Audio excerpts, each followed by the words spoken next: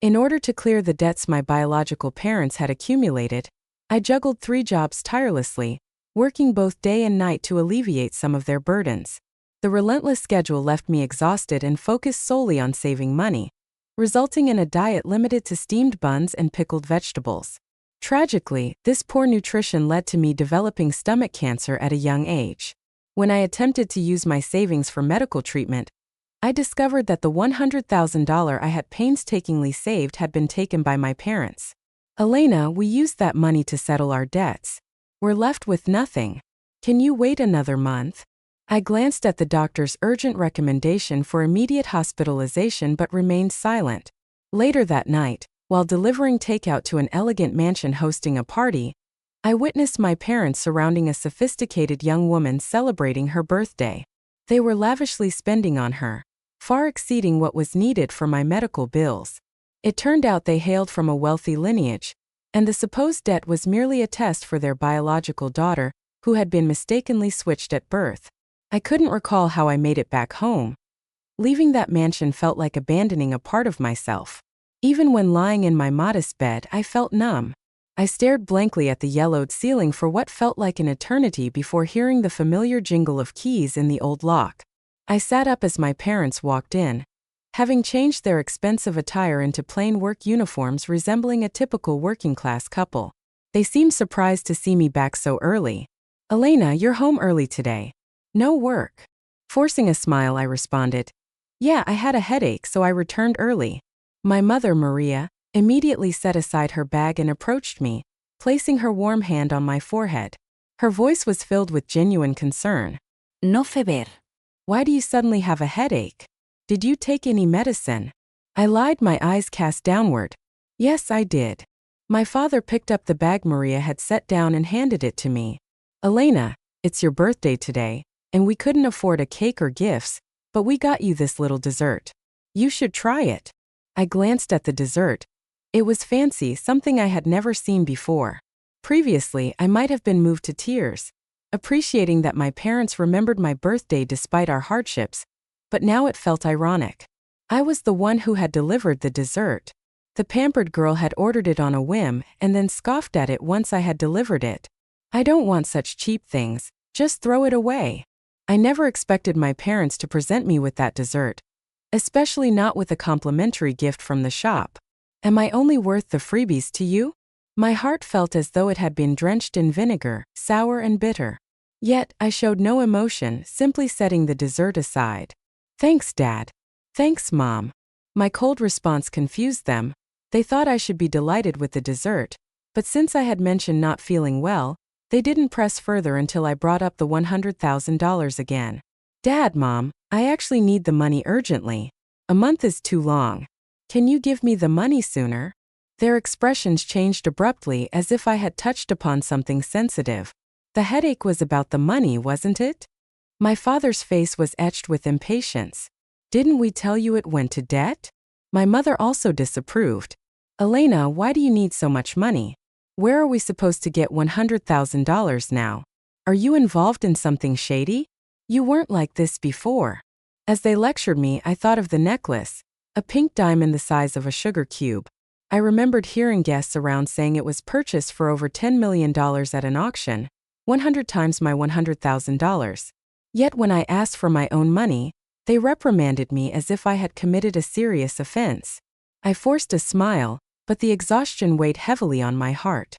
"Never mind, I don't need it anymore." I lay back in bed. My parents exchanged looks, still displeased but said nothing more. The apartment fell silent. Lying there, unable to sleep, I heard them speaking softly. "Is she asleep?" "Probably. Let me check." I quickly closed my eyes, pretending to sleep as footsteps approached. Once they were certain I was asleep, they spoke more freely. "How long do we have to stay in the dump?" "Hang in there. Just 1 more month. It'll be 3 years by then. We can bring Elena back." My mother sounded worried. "Honey, do you think Elena will be angry that we kept this from her?" "What for?" My father dismissed her concern. "So many people want to associate with our family. Without Clara's idea, how would we know if Elena truly wants to be with us?" "Right, the girl's been decent almost 3 years now, just not generous. She fusses over the $100,000 like it's the end of the world. My mother's voice carried disappointment. My father added, she wasn't raised by us, so unlike Clara. Even without blood ties, Clara is the perfect lady for our family. Yeah, not sure if after the test bringing Elena back will embarrass us. Their voices faded as they fell asleep.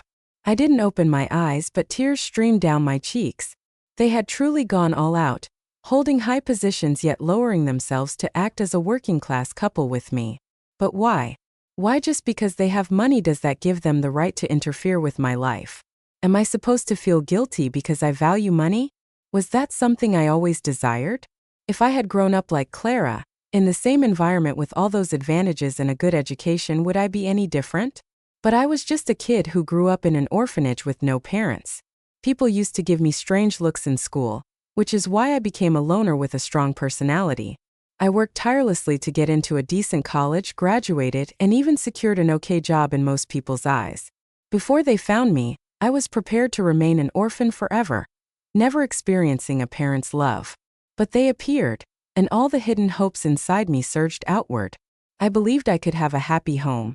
Even if it was poor and life was tough. I was still young and believed I could make money, but it seemed I was just unlucky. I had stomach cancer, and then discovered that the parents I had been dreaming of were deceiving me all along. I picked up the pastry from the table. It looked so fancy. No wonder my coworkers always waited in line to buy them. But it wasn't just a pastry. It was something others had discarded, even a freebie. Maybe to my parents, someone like me only deserved a difficult life, to have only what others didn't want. This night felt endless. I couldn't sleep at all, my stomach hurting unbearably. Just as I contemplated getting up for some medicine, someone knocked urgently on the door of our small rented apartment. The knocking was insistent. Someone was in a real hurry. My parents, awakened by the noise, grumbled in annoyance. Who is that disturbing people so early? I was closest to the door with red swollen eyes. I sighed and opened it. A police officer in uniform stood outside, surveying me before asking, "You're Elena, right? Do you remember where you were last night?" His tone irritated me, but knowing I had to cooperate, I answered, "I was running errands, delivering pastries." My parents were up now too. Hearing it was the police, they frowned and stepped in front of me as if they were going to support me. "Officer, did something happen to our daughter?" I stared at their backs, feeling conflicted. They always acted as though they cared about me, but if they truly did, why would they lie? My mind was scattered, struggling to understand my own feelings. The officer's voice snapped me back to reality. "Elena, you're a suspect in a theft case. You need to come with us for questioning." My parents' eyes widened in shock, staring at me incredulously. That instinctive look felt like a knife piercing my already shattered heart. "I didn't steal anything. Why are you looking at me like that?" Finally, my parents awkwardly shifted their gaze. "Officer, there must be some mistake, right? We checked the surveillance. The only suspicious person entering and exiting the area was Elena." The cop explained everything formally, his tone growing sterner. "Elena, that necklace is valuable. If you took it, you better hand it over." I was furious. My stomach cramps intensified with my anger. "You have no proof. How can you just decide it was me? The only suspicious person was you. Please cooperate." My father quickly tried to calm the situation. "It's just a necklace, no big deal. We can pay for it." Yeah, how much could a necklace be worth? Hearing my parents say that, I froze. It wasn't about whether they could afford it or not. They had already decided it was me who took it. But I had merely run an errand at the mansion. What necklace could I have taken? The cops seemed to find my parents' words odd too. "This isn't about compensating anyone. It's about right and wrong. That necklace is $1 million pink diamond. Can you really pay for that? $1 million pink diamond?" Those words seemed to hit my parents hard, their faces turning pale. My mother turned, frowning at me. "Where did you go last night?" Her tone was partly questioning, partly guilty. I felt mocked. "I went to the mansion on the outskirts, delivered pastries for Clara." "You went to the mansion?" My mother's voice rose, but she quickly covered her mouth in regret. My father gave me a long look. "Elena, tell me, what did you see?" "I saw things you didn't want me to see." Obviously, I didn't hold back. Hearing my words, my parents seemed to freeze, completely silent. After what felt like an eternity, my father spoke again, carefully choosing his words. About who we are, we didn't mean to keep it from you. Can you understand? Didn't respond, but my silence spoke volumes. The cop, confused by our conversation, impatiently urged us on. We had no choice but to get into the squad car and head to the station. Inside the station, the girl I saw the night before was waiting. Her eyes were red from crying. Her skin so pale it was noticeable. She looked pitiful. My parents rushed over to her. "Clara, what's wrong? Why are you crying? Your eyes are all red." I caught my reflection in a mirror. My own eyes were swollen from a night of crying. I smirked sarcastically. Even the cop, who had been cold towards me, looked confused. How come my parents suddenly care about the victim so much and act like they're close friends? The girl sweetly said, "Dad, Mom, you're here." With that one sentence, the eavesdropping officers looked as though they'd been struck by lightning. They glanced at me, then the girl, and finally my plainly dressed parents. How on earth are we all connected? My parents realized they couldn't pretend to be oblivious anymore, and introduced themselves to the cops. "Sorry, officers, both Elena and Clara are our daughters. This is really just a misunderstanding." "Misunderstanding? Dad, Mom, that was my birthday gift you got me." Clara stamped her foot, pouting in frustration. "I know my sister has been through a lot, but that necklace means so much to me. Mom, Dad, you can't play favorites." With just a few words, Clara portrayed herself as a little girl upset over parental favoritism. I saw a flicker of sympathy flash across my parents' faces. My mother grabbed Clara's hand, soothing her gently. "Come on now, she's still your sister. We'll get you more necklaces, okay?" They didn't even bother double-checking. They assumed I took the necklace. That superior attitude really rubbed me the wrong way, and I couldn't hold back anymore. "I already said I didn't take the necklace." My sudden outburst left my parents and Clara dumbfounded. My father massaged his temples in frustration. "If not you, then who? Clara's not the troublemaking type. If she says it's missing, it's missing. Anyway, you knew we were hiding it from you. Why didn't you speak up? Last night we got Clara an expensive necklace, and you only got a pastry. Aren't you upset? I can't believe you blatantly displayed such favoritism and deceit." Once more, I realized my standing wasn't on par with Clara in my parents' minds. They thought I'd retaliate now that I knew the truth, but it never occurred to them that Clara could be causing trouble. While I didn't envy Clara's lavish gift, facing the trust my parents placed in her, and their suspicion of me, felt like vinegar poured into my wounds, making them fester. Clara stood behind them, flashing me a defiant look. Our eyes locked, and I understood from the moment I received that delivery call the previous day that everything had been part of her plan, all designed to highlight our differences. Well, she nailed it. I let out a bitter laugh, but my pride wouldn't allow me to accept the label of a thief. Not looking at my parents, I turned to the cops. "Officers, I assure you I didn't take the necklace. You can investigate. Also, might I suggest you thoroughly search the mansion? If it turns out I took it, I'll apologize. If not, I expect an apology from her." Clara's face went stiff. She planned everything but didn't expect me to defy my parents' narrative.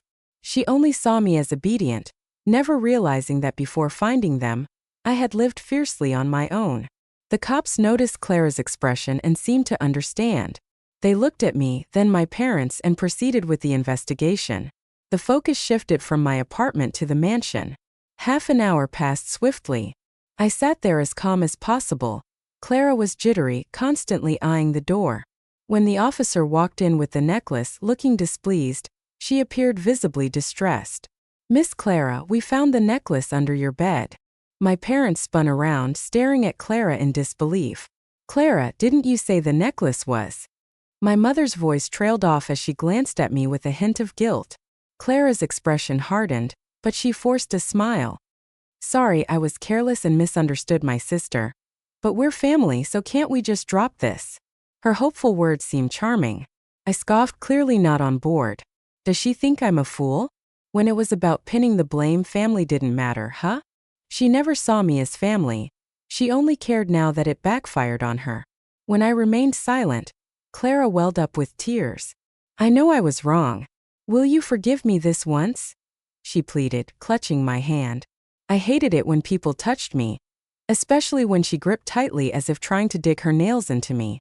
I recoiled slightly, causing her to stumble backward. Her acting was pathetic. The trick was amateurish. Yet my parents fell for it. Enough, Elena. Your sister's just young. She didn't know any better. Can't you be a bit more forgiving? My mother defended fragile Clara on the floor. She's always had health issues. Why did you push her? If her health's bad, mine's perfect. Getting stomach cancer so young, that's easy for me. My stomach cancer? My parents' eyes widened. Why would you get stomach cancer? What do you think? I smirked smugly, and they fell silent. Health issues barring genetics are usually caused by a few things: long periods without food, irregular meals, poor diet, you name it. How come you never told us? My mother rebuked, her eyes now wet. She looked genuinely concerned. It stirred something in me too. But seeing my parents soften their attitude towards me, Clara wasn't happy about it. Her almond-shaped eyes flashed with malice as she rolled her eyes. Sister, stomach cancer isn't a minor illness. Have you been to the hospital?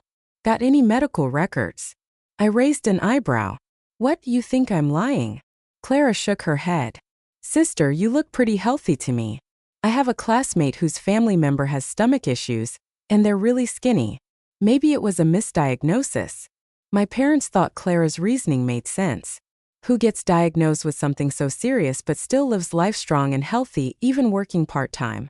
They probably thought I said it for attention to fool them. Seeing their expressions change, I couldn't be bothered to explain further. I just felt a bit colder inside. I'm the kind of person who holds grudges. To me, they no longer felt like family. But just because I stayed silent doesn't mean they did. You're truly unbelievable, using such tricks to deceive us. Apologize to Clara right now. Looking at the parents I had spent 3 years with, I felt like I never knew them. I need to apologize to Clara? She fell and accused me of stealing. It's slander. She should apologize to me.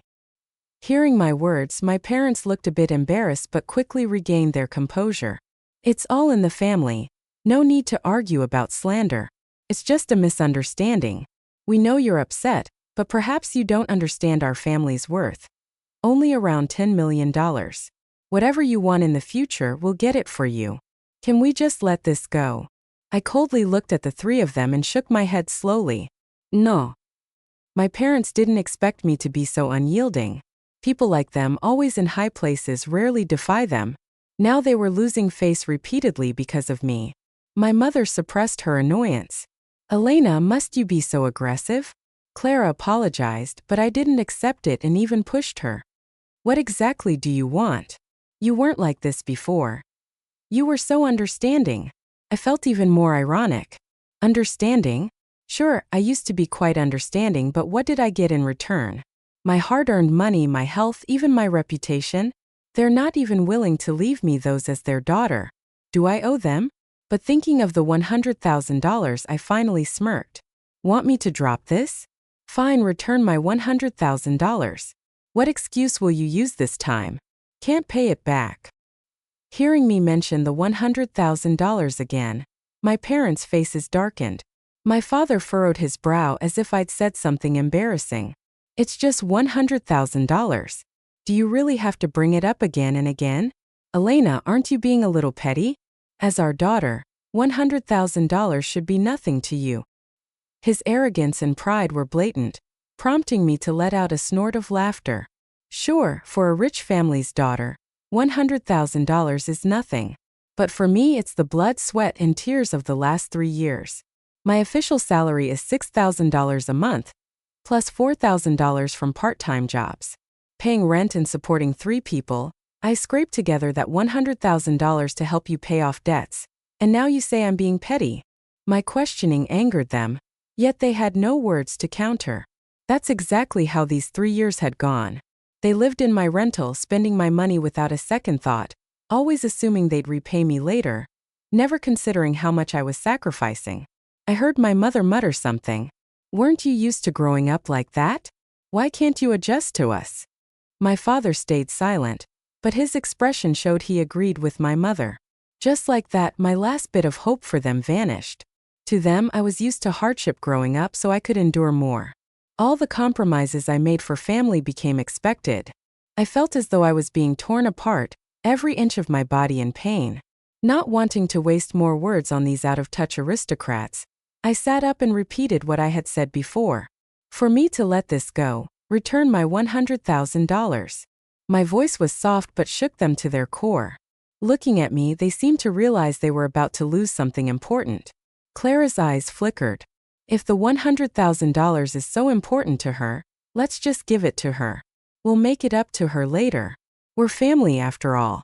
No grall les sou bernast. My parents considered it, realizing I might be right. Fine, Elena, we'll give you the $100,000, but you must drop this matter. It was just a test for you and you've done well these 3 years. That $100,000 isn't significant. However, you can't behave like this in the future as our daughter. What? Can't you have a mere $100,000? Even the nearby police officers were at a loss for words at their bizarre sense of superiority. What a weird attitude. Unable to even appreciate their own child, ignoring them, I checked the text notification of the payment, explained the situation to the police, and prepared to leave. My parents were stunned. Where are you going? Home. My mother frowned. Back to that rental? It's so shabby. Come back to the mansion with us. Shabby? Hearing that, I suddenly remembered our first New Year's together, cramped into the rental. We watched the Spring Festival Gala, eating veggie dumplings together. My parents had been smiling from ear to ear. With Elena here, this is the happiest New Year we've ever had. They hugged me, and for the first time, I felt the warmth of my parents blushing and tearing up. It was then that I swore I would make money and help them pay off their debts. I didn't think much at the time when I woke up in the middle of the night to use the bathroom. The house was always empty. I just assumed they were out working, never questioning it. But now, looking back, I realized my mother looked at me with disdain at the dinner table. After that hug, I remembered for so long they were visibly uncomfortable, as if bugs were crawling on them. To them I was that bug. I didn't stop walking and headed straight to the hospital after leaving the police station. The scenery outside the cab window kept passing by as I took a deep breath, feeling clearer than ever before. Family like this? I'm better off without them. The bodyguard looked relieved and showed a hint of sympathy in his eyes towards me. He never expected the parents who always seemed to dotingly love Clara would be so fed up with their own daughter. He felt embarrassed to admit how thankful he was that Elena hadn't attended the family reunion the previous day. As a bodyguard, he had seen a lot while entering and leaving the mansion. My parents had Clara prepare dresses and makeup, and Clara did so diligently, but she set aside 2 outfits. One looked like a tacky flea market find, while the other was quite normal. He hadn't thought much of it until he saw her hide the good one. It was all about setting someone up for humiliation, making someone look foolish, then turning the accusations against them to ruin Elena's reputation. But her meticulous planning was all for naught, as the intended victim never showed, ruining her malicious plot. Thinking back, the bodyguard nearly laughed but held back, standing at the door waiting for Elena's family. He genuinely wondered how the parents would react once they realized Elena was truly ill. Elena's family soon arrived at the hospital.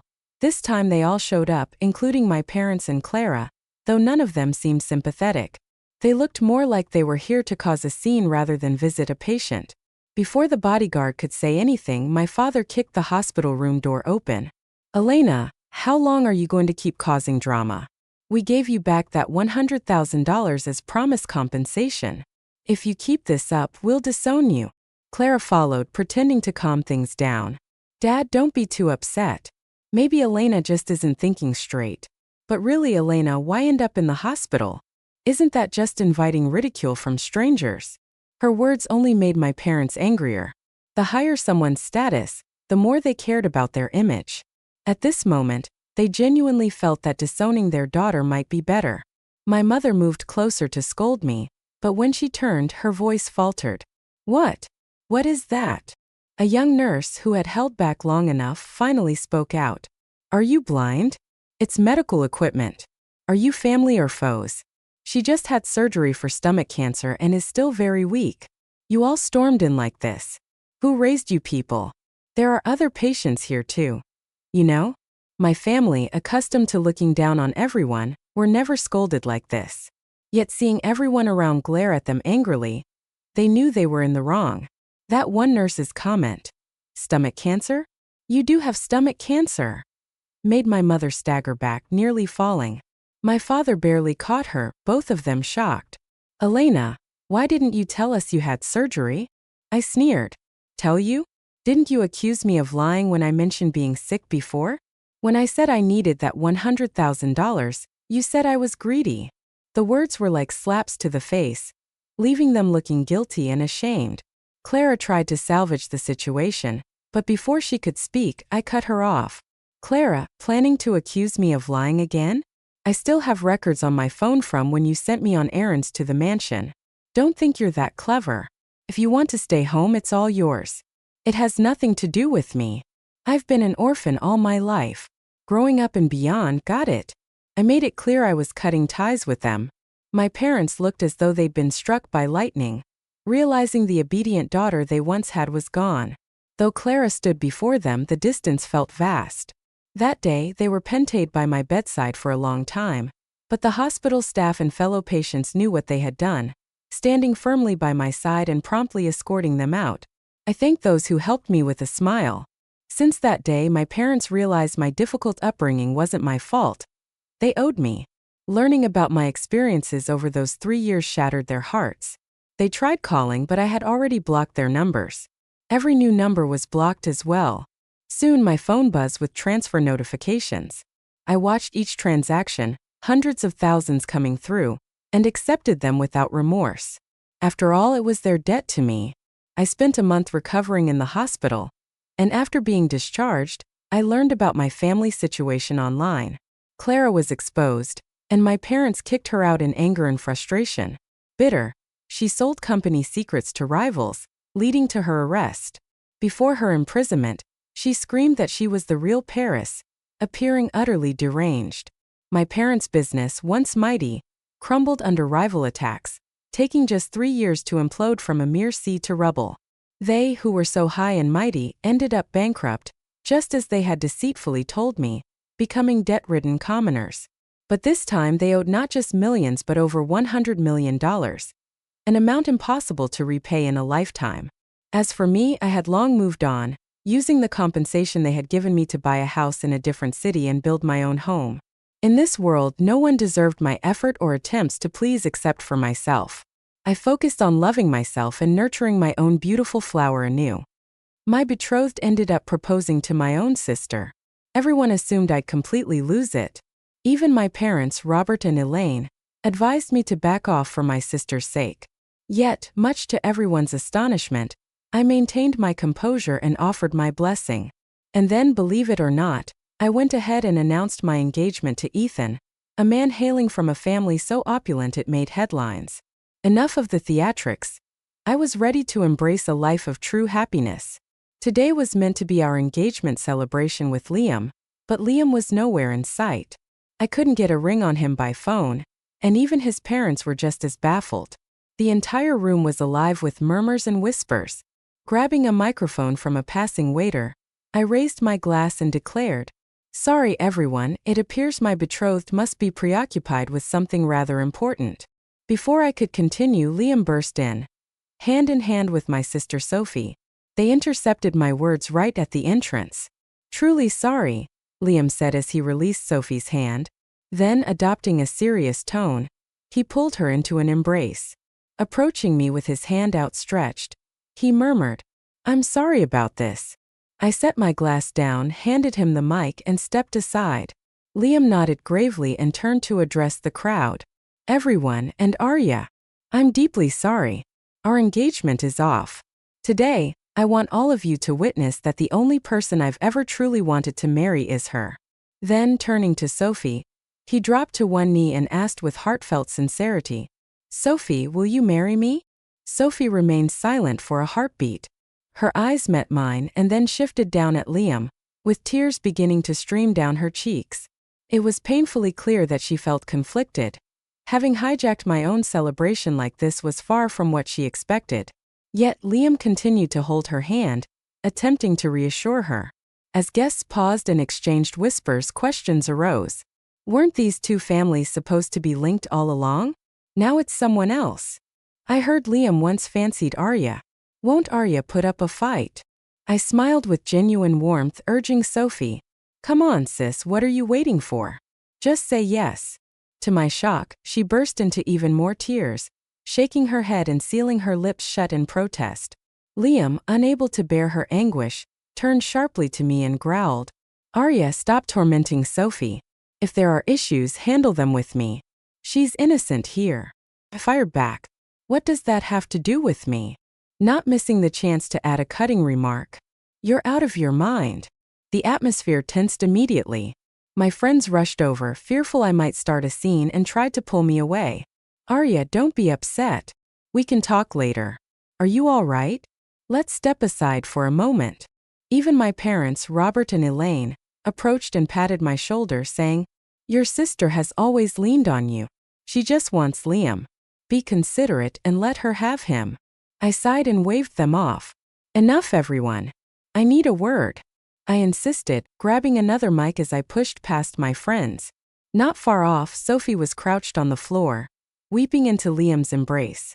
With all eyes on me, I stepped closer and spoke clearly into the speakers. With all my heart, I wish Sophie and Liam every happiness. Sophie lifted her tear-stained face from Liam's chest, her eyes red as if about to cry anew, and said, Arya, save the theatrics. I cleared my throat and continued, I'd also like to extend an invitation to everyone. Mid-sentence, the ballroom door swung open and someone strolled in slowly. People shifted aside as murmurs erupted. Isn't that Ethan? What is he doing here? Did Ethan really come to see the spectacle? I linked my arm with Ethan's and smiled broadly.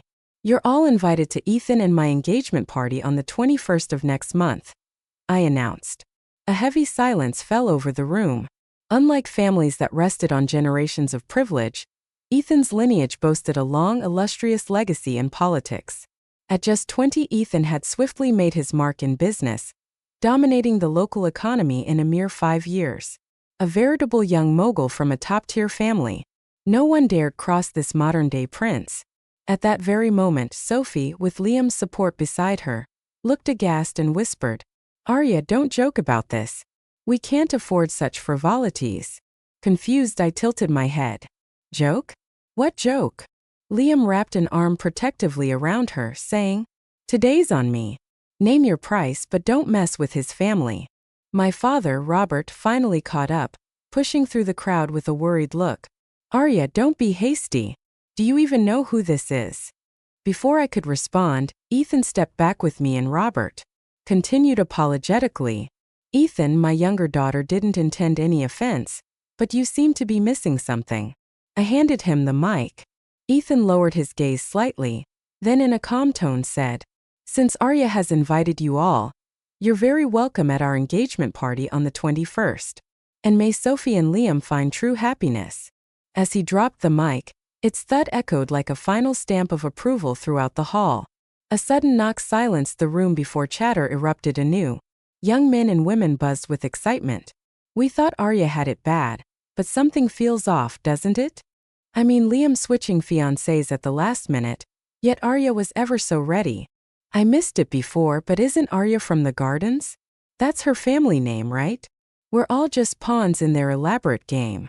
Their lively gossip didn't go unnoticed. Ethan, clearly entertained, gave the group an approving nod. Following his gaze, the excited murmurs only grew louder. What's with you all acting like you're shipping a couple? Aren't you supposed to be high society? I sighed, ruffling Ethan's hair lightly. Tone it down. The very next day, the headlines exploded. News of my engagement to Ethan, with his wholehearted blessing, spread like wildfire. Since yesterday afternoon, my phone had been ringing off the hook. Robert peppered me with questions about how I'd managed to get tangled up with Ethan, accusing me of jeopardizing his plans. By morning, his tone shifted sharply. Arya, you really need to impress Ethan. The future of our family depends on you now. I paused, tapping my finger thoughtfully at his last line. It was amusing. Robert had never possessed the knack for business. It was always Liam who had been the backbone for years. For 2 decades, Our family's future had seemingly rested on Liam's shoulders. That's why, when they discovered Liam's fiancée with Sophie, they abandoned me. My parents had always favored my delicate, ailing sister and were eager to see her wed. But back when Liam pursued me relentlessly, they couldn't force a change. Now that Liam was with Sophie, they'd gotten exactly what they desired. Just as these thoughts raced through my mind, Ethan came over carrying a plate of fruit and sat beside me. "What's on your mind?" he inquired. I picked up a grape, sighed dramatically, and muttered, "Biased parents, a drama queen sister, a faithless fiancé, and poor innocent me." Ethan took my hand, mimicked my tone by raising a grape to his lips, and sighed. "Poor fiancé nearly got bullied. And here's that fruit thief who knows too much about my past." I suppose my attempt at feigned misery fell flat. "They want me to charm you." I offered him another grape, and he took it effortlessly. His voice lazy as he quipped, "You think they'll wait a few days for a son-in-law like me? Since Ethan and I are getting engaged, it's only natural that our families meet. Besides, they'll surely try to curry favor with Ethan. If only they could hold off on reeling in this big fish without scaring him off." I continued feeding him grapes as we debated. "Perhaps a week." Ethan turned his head, certain. "A day." The very next day, Ethan found himself trapped in tedious small talk in my parents' living room, while I retreated to my room to pack up and move into Ethan's place. Moments later, the door opened and Sophie entered, clutching a cup of coffee and offering a warm smile. "Arya, I ground these beans myself just for you to try," she said. I couldn't help but notice the scattered kiss marks on her collarbone. Sophie had long ceased pretending. "Impressive, sis," I remarked. She hesitated at the doorway, still smiling weakly. "Oh? What's wrong?" I set aside the clothes I'd been folding, retrieved my phone from the table, and deliberately switched it off before tossing it onto the bed. "Hand over your phone," I commanded. Sophie hesitated. "What are you doing?" I blinked, giving her a choice. Either turn it off or leave. After a tense moment, the phone in her bag, already recording, was shut off. She closed the door too, her smile vanished as her tone grew icy. "I've been wondering since yesterday, how did you manage to land Ethan? It seems you have a few tricks up your sleeve." I shrugged. "These tricks? They're hardly as effective as yours. And our family, our parents especially, treated you like something fragile. Since you were born prematurely, they sheltered you from everything. And in doing so, you developed quite a dark streak. Ever since you were 5, you've been snatching things you believed were rightfully yours. Like extra attention from our parents, like praise from teachers, and even my former fiancé Liam. You employed every tactic from playing the helpless victim to throwing subtle accusations. You did manage to take plenty from me, even if I considered most of it true. Perhaps you thought you were destined for success." A small secretive laugh escaped me. Ignoring my own comment, Sophie sipped her coffee nonchalantly. "I spent 15 minutes grinding these beans. It's quite good. Want a taste?" Echoed. "Yes, it's a shame." For a few moments, silence enveloped the room. Then she set the cup down and declared, "You can't marry Ethan. You're simply not good enough for him." I nodded, challenging. "Oh? And what about you?" Her eyes flashed with panic at being confronted, but she quickly masked her true intentions, feigning sincere concern. "Ethan is out of your league, Arya. I'm just looking out for you." I sat on the bed, pondering aloud. Is it that I'm not worthy, or do you simply want him for yourself? Was Liam never enough? Sophie blurted. "Liam and I are genuinely in love." Then pausing, as if struck by a realization, she whispered, "Did you really allow this?" With a small dismissive smile, I raised a finger as if counting off a point. "Weren't you the one who claimed that true love exists between you and Liam? Let's revisit the timeline. Was it at the engagement party 2 days ago? During all those secret meetings over the years? Or perhaps that night after our college exams?"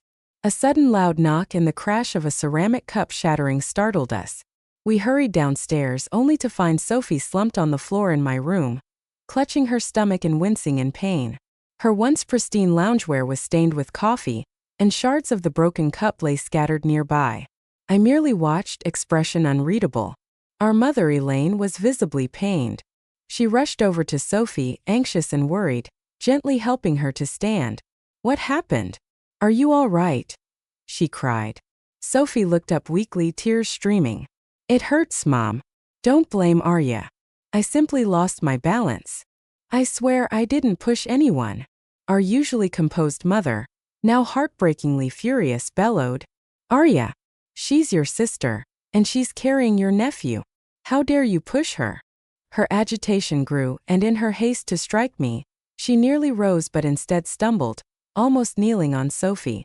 Sophie's crying faltered for a moment, as I fought the urge to laugh, keeping a deadpan expression. When people are embarrassed, they tend to overreact. Elaine hurriedly stepped away from Sophie, then yelled at my father. Robert, do something. Call a doctor. Before he could move, Ethan blocked his path in the doorway, calmly saying, Hold on, Robert. The entire room's attention turned to me as I slowly rose from my seat and clapped softly. You know what? Sophie's performance. After all these years, her performance is unparalleled. But today, it seems the final act has arrived. Elaine, still in disbelief, demanded, What nonsense are you spouting? Why are you stopping your father from getting help? Do you want harm to befall your sister and her unborn child? I furrowed my brows, looking to Ethan for support. He raised his hand and gently tapped the door, signaling Elaine to quiet down. Don't worry, he said. The last person here who would wish harm upon Sophie isn't you. Unsatisfied, I took matters into my own hands. I picked up 2 phones from the bed and then retrieved Ethan's phone from behind some books on the desk. I showed everyone the recording screen. Instantly, Sophie's crying ceased, replaced by evident panic and fear. Our parents exchanged glances and the room, usually filled with chatter, fell eerily silent. Not wanting to prolong the tension, I linked the projector to Ethan's phone and started playing the video from the beginning. In the opening minutes, I was the only one present, folding clothes in quiet routine. Then Sophie entered, coffee cup in hand. As the minutes ticked by, I asked pointedly, Let me guess. When did true love begin between you and Liam? Was it at the engagement party a few days ago? Or during those secret rendezvous over the years? Or after those grueling college entrance exams? Sophie's face went pale. She took a couple of steps toward me, her eyes blazing with fury. What absurdity are you talking about? She spat. The video clearly captured my voice replying. Hotel room 17 on the 10th floor. I even helped you erase the footage of you 2 tangled in that hallway. At these words, Sophie whirled around, grabbed her coffee and splashed it over herself. Her voice dripped with venom as she retorted. So what? That's what you owe me. Then, without missing a beat, she smashed the cup onto the ground, expertly dodging the shards, and collapsed, clutching her stomach in agony. The commotion downstairs had everyone scrambling to see what was happening. The final seconds of the video showed me approaching the camera. And as the recording ended, the room fell silent once more. Elaine's face froze in a mix of pain and disbelief. Sophie, how could you? Robert's face flushed as he scolded her. What are you doing? Sophie's tears flowed unabated as she clutched Elaine's hand so tightly her knuckles turned white. I didn't. I just stop, she pleaded. I clapped my hands to cut her off, saying coolly, I'm merely here to reveal the truth. I have no interest in what unfolds next. Ethan and I had other engagements, so we prepared to leave. My words seemed to jolt Sophie from her stupor. Arya, you're doing this on purpose. You want to ruin me. Take everything from me. You just want to hurt me, she accused. As Elaine moved in to pull her back with a sharp smack, Sophie stood stunned, disbelief written all over her face. Elaine's hand retreated, revealing a growing mark on Sophie's cheek. How did you become like this? Elaine muttered. Sophie retorted bitterly. You hit me for her, Mom. You've forgotten how many times I sacrificed for you. How I gave everything for Liam. What did I do wrong? Elaine faltered, her hand trembling. Mom just saw what you did, Sophie sneered. I was only protecting my love in my own way. Mom, what about you? Are you really going to side with Arya without knowing all the facts? Elaine shook her head, preparing to speak when I interrupted. All right, big sis, you're always right. But let me ask one question. The entire room fixed its gaze on me as I turned to Sophie. Is this the first time you've been struck? How did it feel? Sophie's face turned a mix of blue and red, the slap mark on her cheek making her look almost comical. I laughed out loud. If you have nothing to say, then fine. We've witnessed enough of the drama. It's time for everyone to leave and let you all sort this out. Before long, Robert and Elaine ushered Ethan and me to the door. Just as I climbed into the car, Elaine grabbed my sleeve. Arya, just remember, if Sophie ever dreams of a career in showbiz, have her give me a call. Ethan, with a playful grin, added, after all, her talent is extraordinary. Elaine's face fell, her hands clenched in silence as I offered a low-key goodbye. We're off, Mom. As the car door closed, I exhaled deeply, a late epiphany arriving all too late. Growing up, Sophie had pulled stunts like this too often. How could someone so adept at evasion never slip up? Yet, our parents' eyes had always been skewed, attuned only to what they wished to see and hear. They'd ignored my desperate calls for help, always supporting Sophie, the supposedly vulnerable one, time and again. Thankfully, that era was long past and I had ceased to care. At Ethan's place, I was ready to catch up on some extra sleep after the previous night's ordeal, which had left me utterly exhausted. No sooner had I settled in than Robert called, practically ordering us to bring Ethan over for dinner the very next day. Everyone knew that dinner was merely a pretext. I didn't want my appetite ruined, so I insisted on bringing Ethan along early, hoping to avoid the midday meal. True to form, Sophie's dramatic performance had given us the perfect excuse to leave early. The spring sunshine was ideal for a nap, but no sooner had I laid down than someone restless sidled up. Exhausted? A voice mumbled from beneath the covers. Yeah. I replied, barely audible. In the next second, I felt the bed dip as Ethan pulled me into his arms, dislodging the blanket so that I found myself face to face with his striking features. You won't renege on our bet from yesterday, will you? He teased. Bet? What bet? I asked, confused. He reminded me of the wager about how long my parents would tolerate him as their son-in-law. I had boasted they couldn't last more than a week, but as I recalled my own promise, my ears burned with the memory. Can we not discuss this in public? Ethan squinted with a playful threat. You won't go back on it, will you? I laughed and said, of course not. Before I could finish, Ethan silenced me with a kiss, swallowing my words whole. I had never been able to resist Ethan's kisses. When he finally let me go, my eyes welled with tears from shortness of breath. I am exhausted, I confessed. Ethan nestled closer, lightly nibbling on my lower lip. I'll nap with you, he murmured. I feebly tried to push him away. Move aside, Ethan. But he simply laid down beside me, softly adding, rest well and enjoy the show later. 3 days later, Liam declared his intent to host an engagement party with Sophie. Invitations were dispatched to Ethan, who then playfully slammed an invite into my hand, grinning mischievously. Let's go watch the show. I smiled and accepted the invitation. Outside the venue, as a sleek Maybach pulled up, Ethan stepped out, walked around the front and opened the door for me. I took his arm as we entered together. This engagement party was on a grander scale, more meticulously planned, held in a larger venue, and even attracting media attention. I scanned the room and commented, true love, huh? This certainly requires more effort than my own party. Ethan chuckled and said, you call that effort? I grinned back. Just average. The space was filled with elite individuals, well-dressed CEOs, celebrities, and influencers mingling over drinks. It was clear that these weren't the type you could invite on a whim. I wondered if there had been some recent stir between the families that I had missed. Soon my question was answered. As Ethan and I entered, our arrival drew the crowd's attention. Not far off, someone was eyeing Ethan, a wine glass in hand. I patted Ethan's arm. Looks like they followed you here because of your reputation. With his wealth-striking looks and impeccable background, Ethan stood out like a modern-day prince. Ever since he built his reputation in town, he had kept a spotless record and shunned scandals. Suddenly emerging with a mysterious fiancé stirred everyone's curiosity. After a bit of gossip and speculation, since Sophie was my only biological sister and her engagement was underway, the buzz was that perhaps I had brought Ethan along as well. This might be one of the rare times the elite would finally meet him. Not long after, Liam emerged from the throng, drink in hand, beaming at us. Arya, Ethan. A waiter passed by with 2 glasses of wine. I accepted one, raised it in a toast, and Ethan sipped his while turning back to join the lively crowd. I found a table, set my glass down, and pretended to nap, hoping to dodge prying eyes. Inevitably, a concerned voice approached. "Miss, are you all right? Let me help you upstairs to rest." I closed my eyes and smirked silently, thinking, it seems the real drama is about to begin.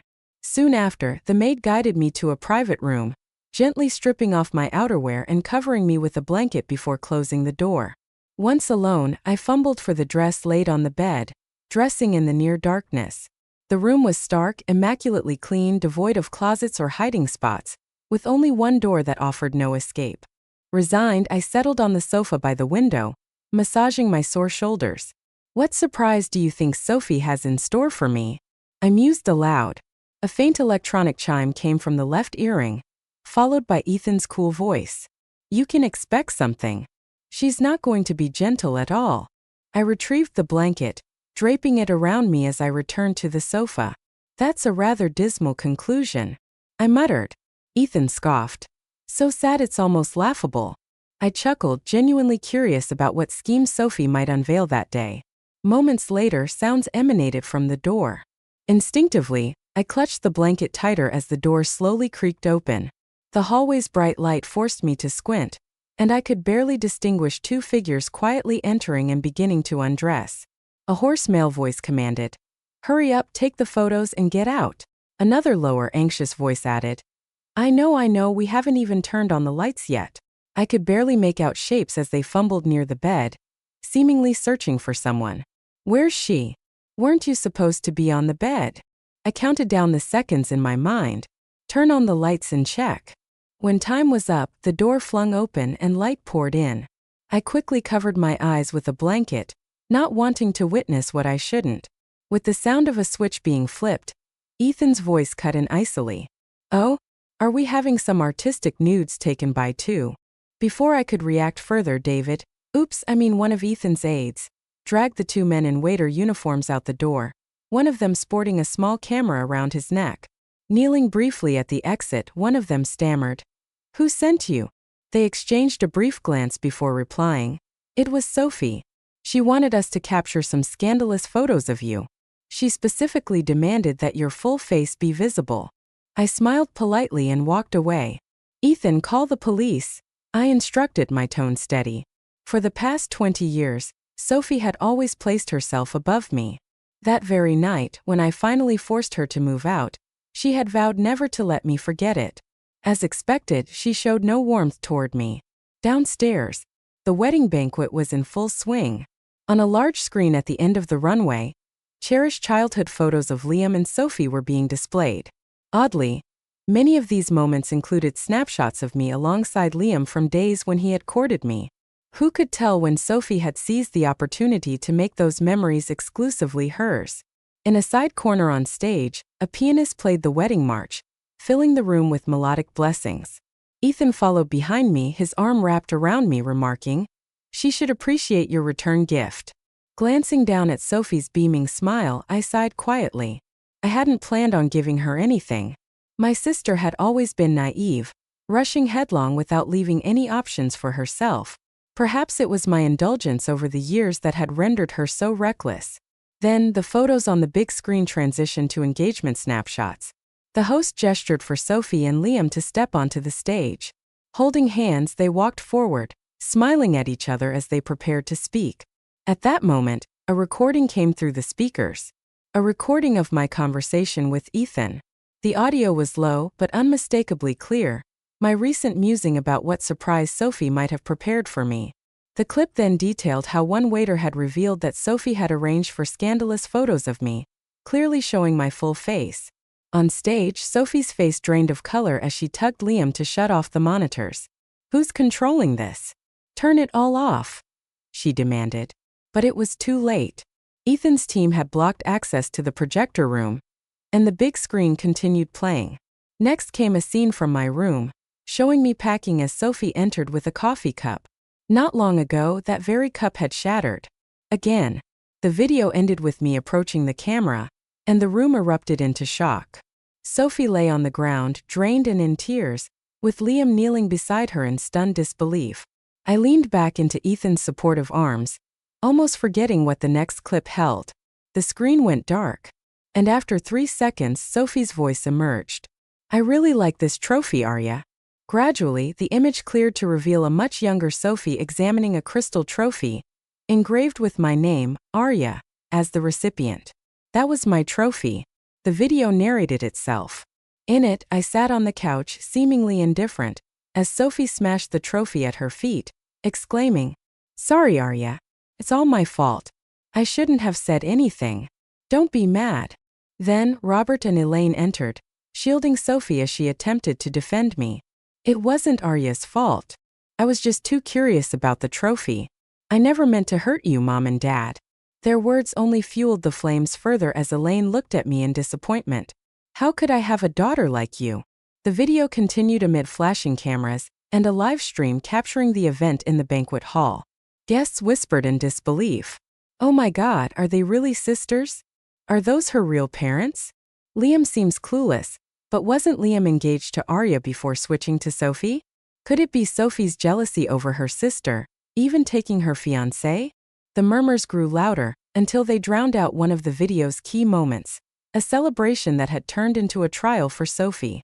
There she sat, clinging to Liam's arm, hoping he'd help her escape.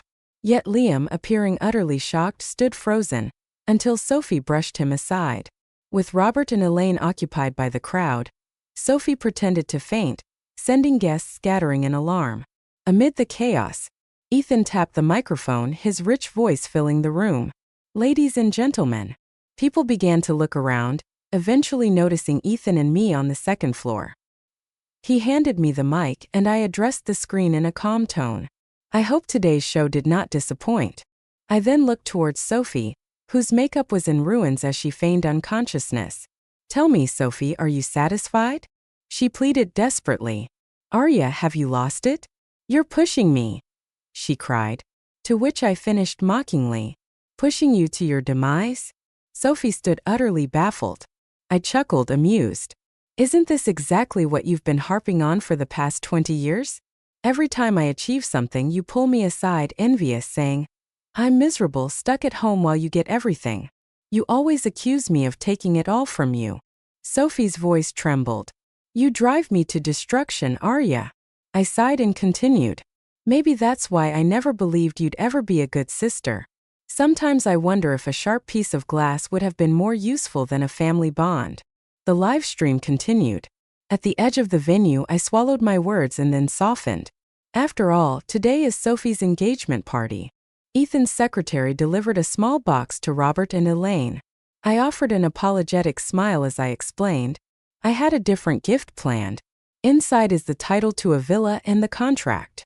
Someone exclaimed, "Isn't that Wise Resort?" Yes, it is. It wasn't easily acquired. Consider it a generous gesture from me. As soon as Robert reached for the box, it closed on its own. I added quietly, "This is a gift. Let it be a consolation prize. It's rightfully yours." Elaine's eyes filled with tears as she whispered, "Arya." Ignoring her sorrow, I turned to Sophie and said in a tone filled with childhood remorse, "Sister, I'm sorry. This kind of situation will never happen again. I once apologized because I treasured our bond, and now I must again because I've truly messed up what you considered your lifelong pursuit of happiness. My entanglement with you ends here." The aftermath. The engagement party turned into a complete debacle. Ethan and I once again made headlines. The secrets from the previous engagement re-emerged, twisted by narratives that hinted at me having orchestrated everything. A script without proof. That notion, what kind of good sister would I be then, made me feel oddly relieved. The evidence had hit its mark, like a sensational novel unfolding. "Little White Rabbit's revenge story," one guest mused. "No, it's all villains here," another chimed in. "I the only one noticing that Ethan indulges her so much? She's acting out and he's just laughing it off." It was all too surreal. My parents bombarded me with calls, which I ignored, while a rather irritating man had shown up.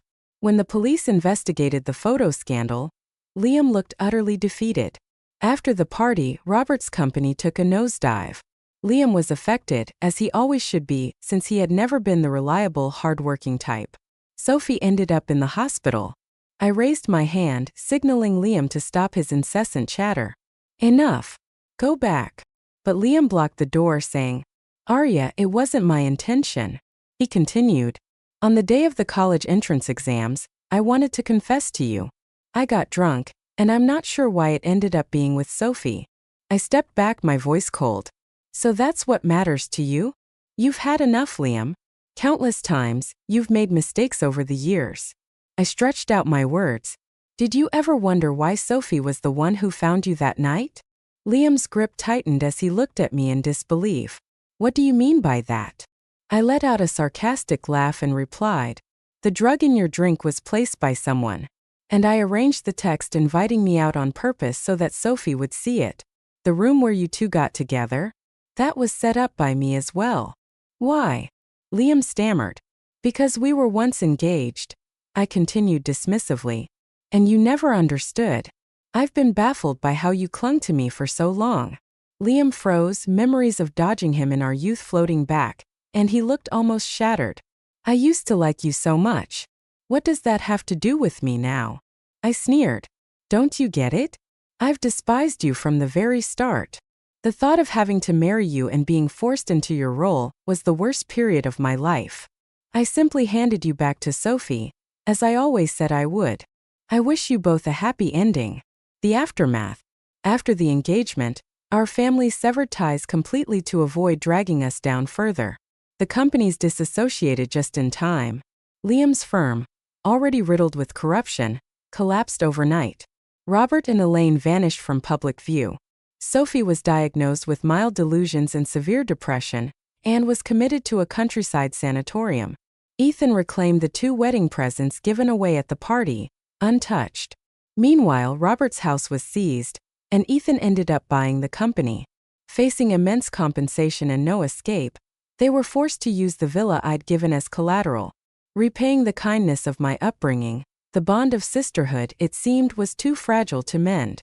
This was the only gift I'd ever given them. A final chance to settle old scores. At last I had some downtime. Unexpected invitations. Unexpectedly, invitations from affluent families began pouring in, inviting me to visit. But we all knew their true intentions. They were interested in the man behind me.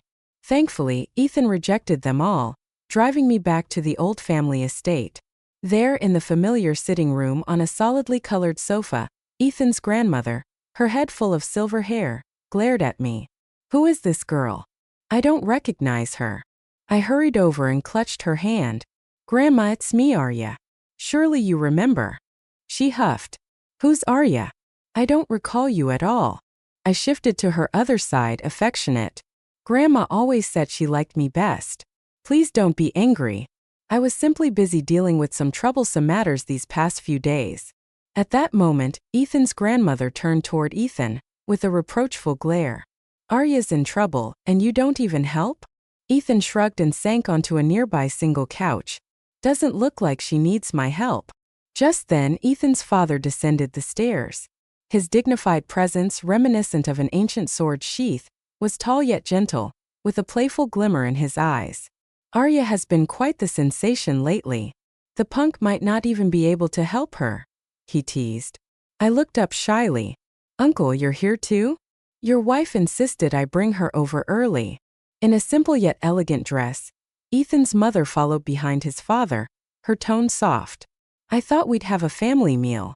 It's a perfect time for Arya to accompany me, while we look at engagement dresses.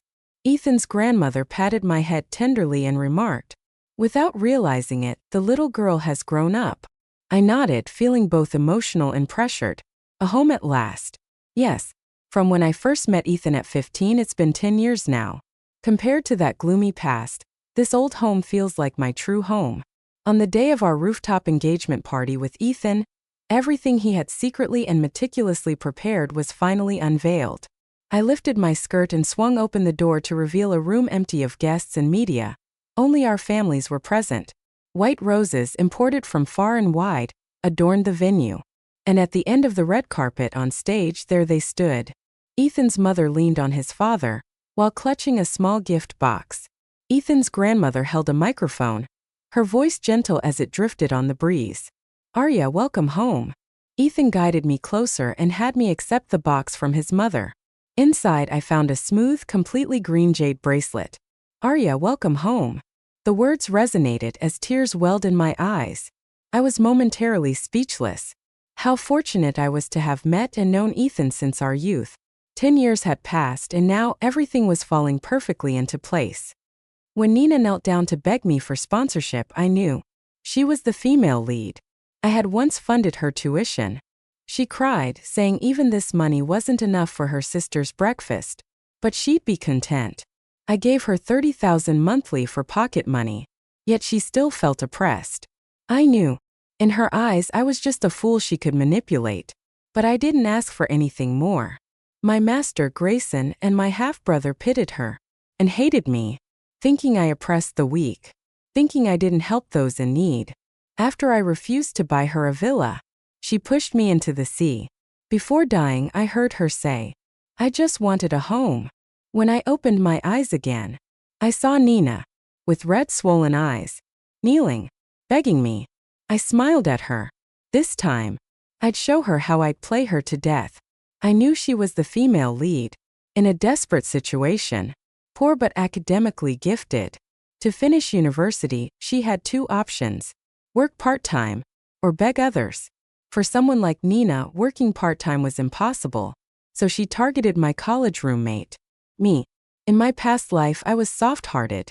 As soon as I heard her story, I rushed to fund her. But I never expected to be betrayed, to be pushed into the sea, by the very person I helped. This life, I'd never let that happen again. "Amelia," she pleaded, "please help me. Your family is so wealthy, unlike me, who's only known hardship. This money is probably just your daily allowance, but it could feed me for a year." Her tear-streaked face looked pitiful. Maybe this tactic worked on others. But what about me? Haha. Just as the lunch hour began, everyone had just finished class and was heading to the cafeteria. Nina chose this moment to speak, clearly wanting passers-by to witness.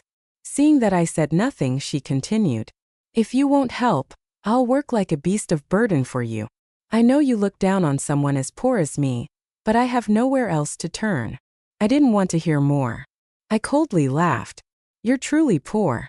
But people say poverty doesn't mean lack of ambition. Why are you different? You have hands and feet. Can't you earn money yourself? Why should my money matter to you? It's not stolen. It's what my family worked hard for. Do you think just by batting your lips and saying a few words I must give you money?" Nina clearly didn't expect this response. She stood, stunned. The onlookers, who initially pitted her, began murmuring, "This girl is right. Money is what people's parents worked hard for. You can't force them to give it away." Exactly. If she worked part-time, she wouldn't be in this situation. My family isn't rich either, but I can work. Kneeling to beg others, what dignity is that? Tears welled up in Nina's eyes again. She said through gritted teeth, "I'm sorry, Amelia. I didn't expect you to be so angry. It's all my fault. Don't say such foolish things again. If you have no money, find a way to earn it. Don't act like a freeloader begging others." I continued relentlessly, causing her to cry uncontrollably. A few passing students stopped to watch. "What are you doing?" came a voice from afar. I looked up and saw my half-brother Victor. I didn't expect him here. In my past life, Na met Victor here. Her frail appearance immediately won his heart, and he repeatedly begged me to give her more money. After all, the money was from my grandmother, not from our alcoholic father, so he didn't feel guilty. Victor rushed to Nina's side and helped her up. "What's wrong? Why are you kneeling like this?" She continued crying. "It's nothing. Amelia is my college roommate. I heard her family is quite wealthy, spending nearly 1,000 yuan on breakfast, so I wanted to ask her for help. We're college roommates, but I didn't expect her to be so heartless. It's okay. She's right. This is her family's money. Why should she give it to you?" I deliberately feigned surprise. "How much I spend on breakfast is none of your business. Why are you jealous? If your eyes hurt, go to the infirmary. What does this have to do with me?" You also said we're college roommates. Why discuss this in public? Why stand at the crowded cafeteria entrance making a scene to pressure me into sympathizing? In my past life, I never thought this deeply. Now recalling it, it's indeed the case. Some onlookers nearby immediately realized and nodded in agreement. That's right, what she did is too much. If I wanted to ask someone for help, I'd do it privately. Why make a spectacle in public? This girl is disgusting, begging others while causing such a fuss. If I were her roommate, even agreeing would be wrong. And not agreeing would be awkward. She's truly scheming. The murmurs grew louder. Victor frowned at Nina. Isn't it just a bit of money? What's the big deal? Why not just give it to her? I laughed. If you want to give her money, use your own. Why ask me? Victor's money, of course, comes from me. In my past life, I treated him decently as my half-brother, but he turned out to be ungrateful after I died. He didn't even glance at me, busy comforting Nina. I'll help her, Victor sneered, looking at Nina. Don't worry, I'll sponsor you from now on. I nodded. Then you can earn money yourself to sponsor her. It'll also build character. With that, I turned and strode into the cafeteria. Victor stood there, stunned. The crowded cafeteria, filled with onlookers, included two of my other roommates, Natalie and Samantha. They glanced at each other and quickly ran to me. Natalie softly asked, Amelia, what's happening?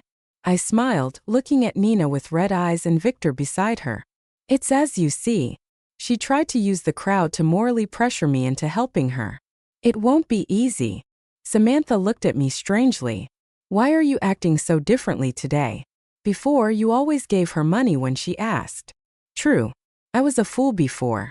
But never again, I said, looking at them. Let's go eat. I'll treat you. Natalie and Samantha immediately brightened.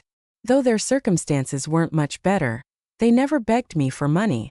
The cafeteria had many sections. I led them to a restaurant inside, neither too expensive nor too cheap, but with very good flavor. During the meal, I recounted some amusing dormitory stories from the past, and we all laughed heartily.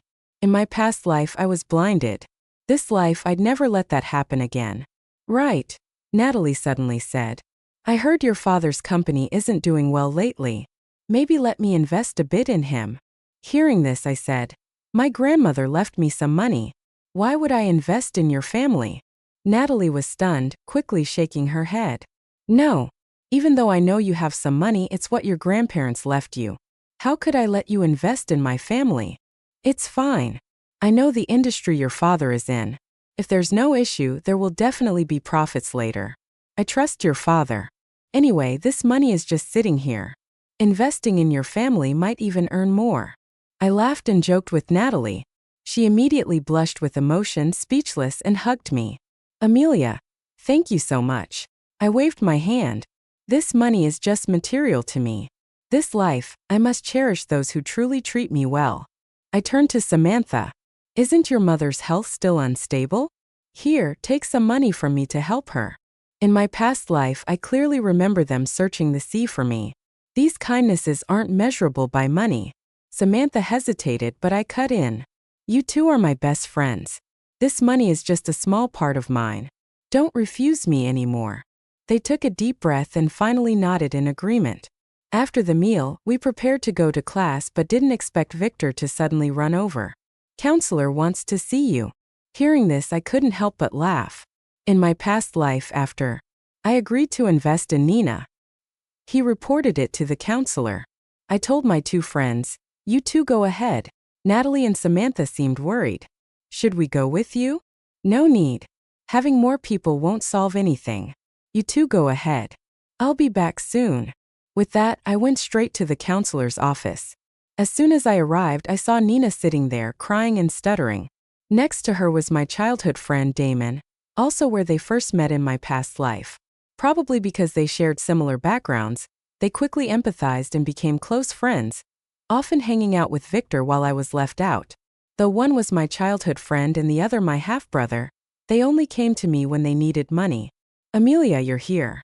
The counselor smiled at me, still very patient. After all, my grandfather had invested in the school. Now that he's gone, I'm like a shareholder. In my past life, the counselor privately asked me about some matters, And I was soft-hearted, even covering for Nina. But this time, since they brought it to the counselor, I'd add fuel to the fire. You found me at just the right time. I also have something to say. The counselor nodded in surprise. Go ahead. I pointed at Nina and said, my dorm mate Nina wants to find a part-time job on campus, serving meals or cleaning restrooms. She's willing to do anything. Nina was stunned, stammering in reflex. When did I say I wanted a part-time job? I feigned surprise. Didn't you kneel down today and say you had no money and wanted my help? Since I don't have much, I thought of asking the counselor to help you find a part-time job. I didn't expect you wouldn't need it, so I was presumptuous. But if you have no money and don't want to work, do you plan to live off nothing? Victor, who had followed me here, couldn't hold back. What are you saying? What do you mean live off nothing? I turned to look at Nina. Her face flushed with embarrassment, clearly cornered. Don't want to work? Does the sky just drop manna for you? I turned to the counselor and smiled. Sir, what do you think? The counselor nodded. That's right. You can't force someone to invest in you. Part-time work is good. Our school has many students working to earn money. If you want, I'll help you find a job. The counselor turned to look at Nina. Her face immediately tensed, anxiety clear in her heart. I coldly smiled. Her nature was like a dog's, unchangeable. She wanted money but refused to work. Nina was flustered and didn't know what to say. My childhood friend, Damon, seeing the situation, quickly spoke up. Amelia, classmate Lamb also needs to study. Moreover, looking at her frailty, she's probably often sick. How can you ask her to work part-time? I coldly replied. Do I not need to study? If following your logic, all the students working part-time on campus aren't studying, then what about them? Also, you're willing to live off others but demand they don't work. My words directly hit Damon's pain. His tuition was all given by me, yet now he turned to side with others against me. How ridiculous. Classmate Lamb, do you want to work part-time or not? The counselor began to lose patience, turning to Nina. Sir, my health isn't good. If I work part-time, I'm afraid it'll trouble others. Nina lowered her head, seemingly having concocted a reasonable excuse with my childhood friend. So that's it, I said. If you feel unwell or have any illness, just tell the teacher. The teacher can call for donations to help you. As soon as I finished, Nina immediately choked, speechless. Just then the bell rang. Sir, I have to go to class. Let's discuss the part-time job later. No need for donations. I glanced at her fleeing back, sneered, bid farewell to the counselor, and left the office. After walking a bit, Nina blocked my path again. Amelia, are you angry? She looked at me, her voice full of worry. Hearing this, I burst into laughter. Angry? Why would I be angry? Your photos have already spread throughout the group. Your embarrassment, not mine. If I recall correctly, we don't have any classes today, right? If the teacher finds out you lied, what do you think he'll think of you? Nina's face changed noticeably, panic clear. She hastily explained, I only wanted to ask you for help because I had no money. If you don't want to, that's fine. No need to make things difficult for me. My childhood friend and half-brother glanced at each other, then stood on either side of Nina like two bodyguards. Amelia, why have you become like this? Damon looked at me in disbelief. You used to be kind and lovely, but now you're so sharp. I smiled. That's right. Because I was too kind and lovely before, I was taken advantage of. Can't you stand it? Then I turned to Nina. Do you want me to invest in you again? Or maybe become a mistress? Being a mistress is good. People dote on you and give you lots of money. As soon as I finished, Nina's and Damon's faces immediately paled. These words hit their deepest wounds. In reality, Nina had already been a mistress to someone else, something I didn't know until I died and my soul lingered, witnessing her become a mistress to a relative on the school's board of directors. When we first entered school, everyone in the dorm discussed college entrance exam scores. Only Nina remained silent. Then I understood she likely used this connection to get in. I'm also on the school's board. Yet I didn't know there was such a despicable person here. Sooner or later I'd expose her. As for my childhood friend, his mother was once a mistress too. She deliberately seduced his father for his wealth but was discovered by the legal wife. The wife couldn't bear it, divorced, and took all the assets, since they were hers. As a result, my childhood friend and his mother were beaten daily. Seeing him pitiful, I used my money to help him. From childhood, his tuition was all given by me. Yet now I've raised an ungrateful wolf. Sister, why have you become like this? Victor shook his head in disbelief. How could you become like this? Right, I said. I've grown up too and can't just be idle anymore. If you're free, go work part-time because from now on, I won't fund your education anymore. Victor's face immediately changed. Spoiled since childhood, he'd never worked part-time. Before he could say anything, a voice rang out. Amelia, what are you doing here? I turned and saw Natalie and Samantha approaching. Seeing them, I smiled. Nothing, just chatting with 3 good friends. Then I looked at the 3 unfortunate people in front of me and added, sorry, I have to go stroll with my roommates and can't stay to chat with you all. I left with Natalie and Samantha. Amelia, do you have any plans for the summer break? Natalie curiously asked.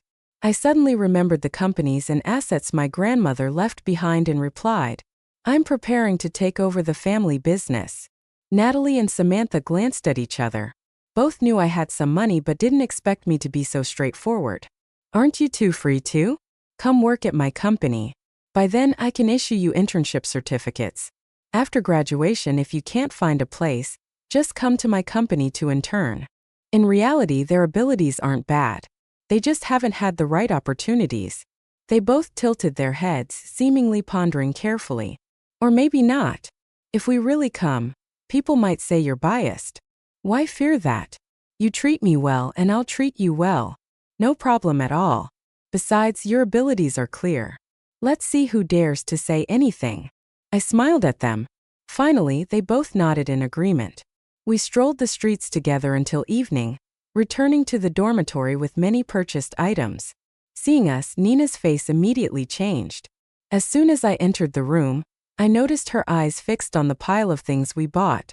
Amelia, I truly admire you, she said. Admire me, or are you jealous? I deliberately asked. Nina's face immediately tensed. Why would you think that? Although you're indeed wealthy, I only admire you.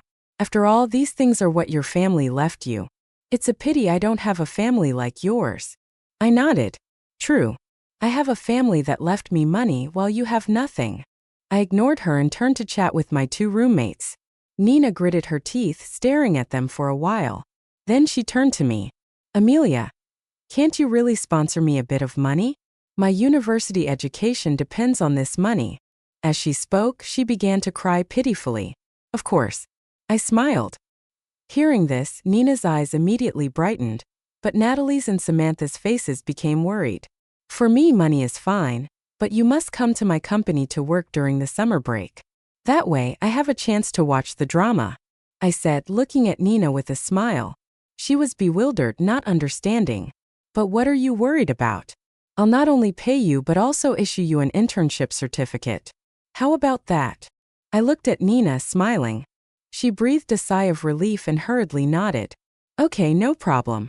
Actually, it's not about the money or part-time work, but just wanting more time with you all. All right then, start from the most basic employee position. I won't make you clean restrooms. I deliberately pretended to be magnanimous. As long as you have the internship certificate, that's fine. Nina bit her lip, then returned to her seat to continue studying. My 2 roommates looked at me in confusion. I whispered to them, it's okay. We're all in the same dormitory. We should help each other.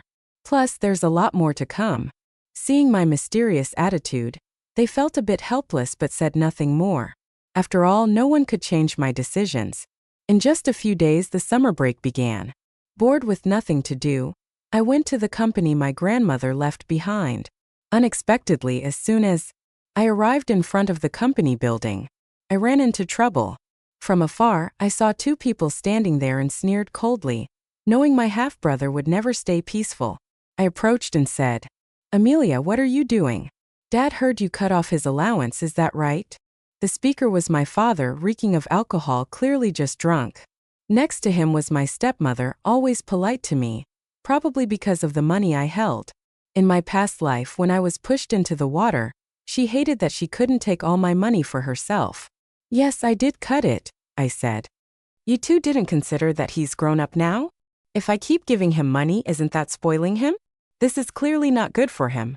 Why don't you advise him to come work at my company? I'll arrange an easy job for him. Isn't that another way of supporting him? Moreover, he can get familiar with my company environment. Who knows, I might even hand over this company to him. What do you think? Hearing this, my father's and stepmother's scowling faces immediately turned to smiles. So you have such good intentions. You're really considerate. Well, go talk to him and tell him to come work at your company. Just tell him that. I still have to go into the company to handle affairs. Tell him to come straight to the company, I said. My father and stepmother happily left. Watching their backs, I narrowed my eyes and sneered. When I arrived at the company, I began to familiarize myself with the operations. The current manager was Uncle Liam, a trusted aide of my grandmother. Since I was pushed into the sea, Uncle Liam had been worried and taken care of everything for me. Perhaps he felt he'd failed my grandmother's trust, so his spirits were always low. That's why my stepmother took the opportunity to oppress him, even having her people hire a car to run Uncle Liam over. I'd settle this score this time. This time, I came to take over the company, and Uncle Liam was very delighted, teaching me many things wholeheartedly. Uncle Liam, I said, tomorrow a few interns will report to the company. Please pay close attention to these two people and help me with the rest, treating them as normal interns. I gave Uncle Liam a list with two names, Natalie and Samantha. These two have abilities. During the interview, please assess them carefully to arrange suitable positions for them. Uncle Liam seemed a bit embarrassed. I understood his concern and explained. Although they're my good friends, I'm arranging based on their abilities. Just rest assured. Seeing my mature attitude, Uncle Liam was surprised. After a while, he sighed and nodded. All right, no problem. The next day, after the interview, Uncle Liam completely agreed with me and arranged for Natalie and Samantha to be group leaders of the interns. That morning, I followed Uncle Liam to learn more about the company's operations. Unexpectedly, in the afternoon, Damien appeared. Amelia, he entered with a faint smile, holding a bouquet of wilting flowers. He placed the flowers on the table, his face full of complacency, certain I'd like them. But I wrinkled my face, showing disgust. These flowers are too rotten. Take them away later. Seeing this, Damien's face clearly showed embarrassment. He hurriedly hid the flowers behind his back. I just wanted to ask if I could intern at your company, he said. I feigned surprise. You also need to intern at my company? Aren't you very capable? Surely many companies want to invite you. Damien hesitated, then sighed. You know, I just want to be in the same company as you. I think if I could come to your company, we could spend more time together. I coldly laughed inwardly, probably wanting to be near Nina. But I still replied, if you want to intern at my company, that's fine.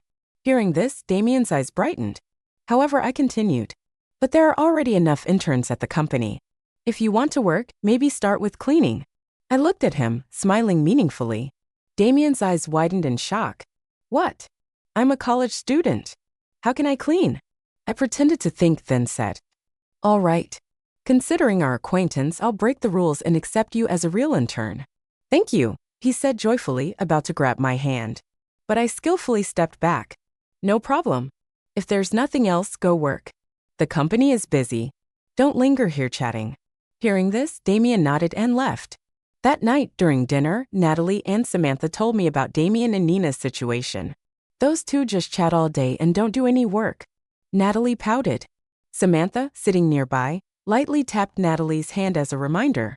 Natalie suddenly realized, looking at me worriedly. In my past life, they also told me about Damien's bad behavior. But I was blinded by his fake kindness and even blamed them. Now looking back, only these two were truly good to me.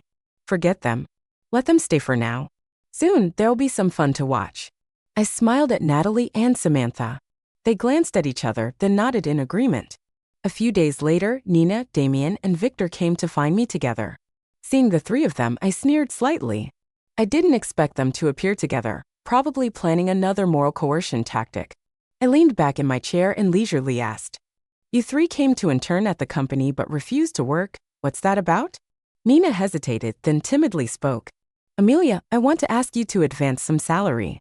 I thought for a moment, then flatly refused. Advancing salary? That's not allowed here and there's no such rule. But I really don't have money to beg from you. Consider it me begging you. Nina looked pitifully at me. This was likely her only trick.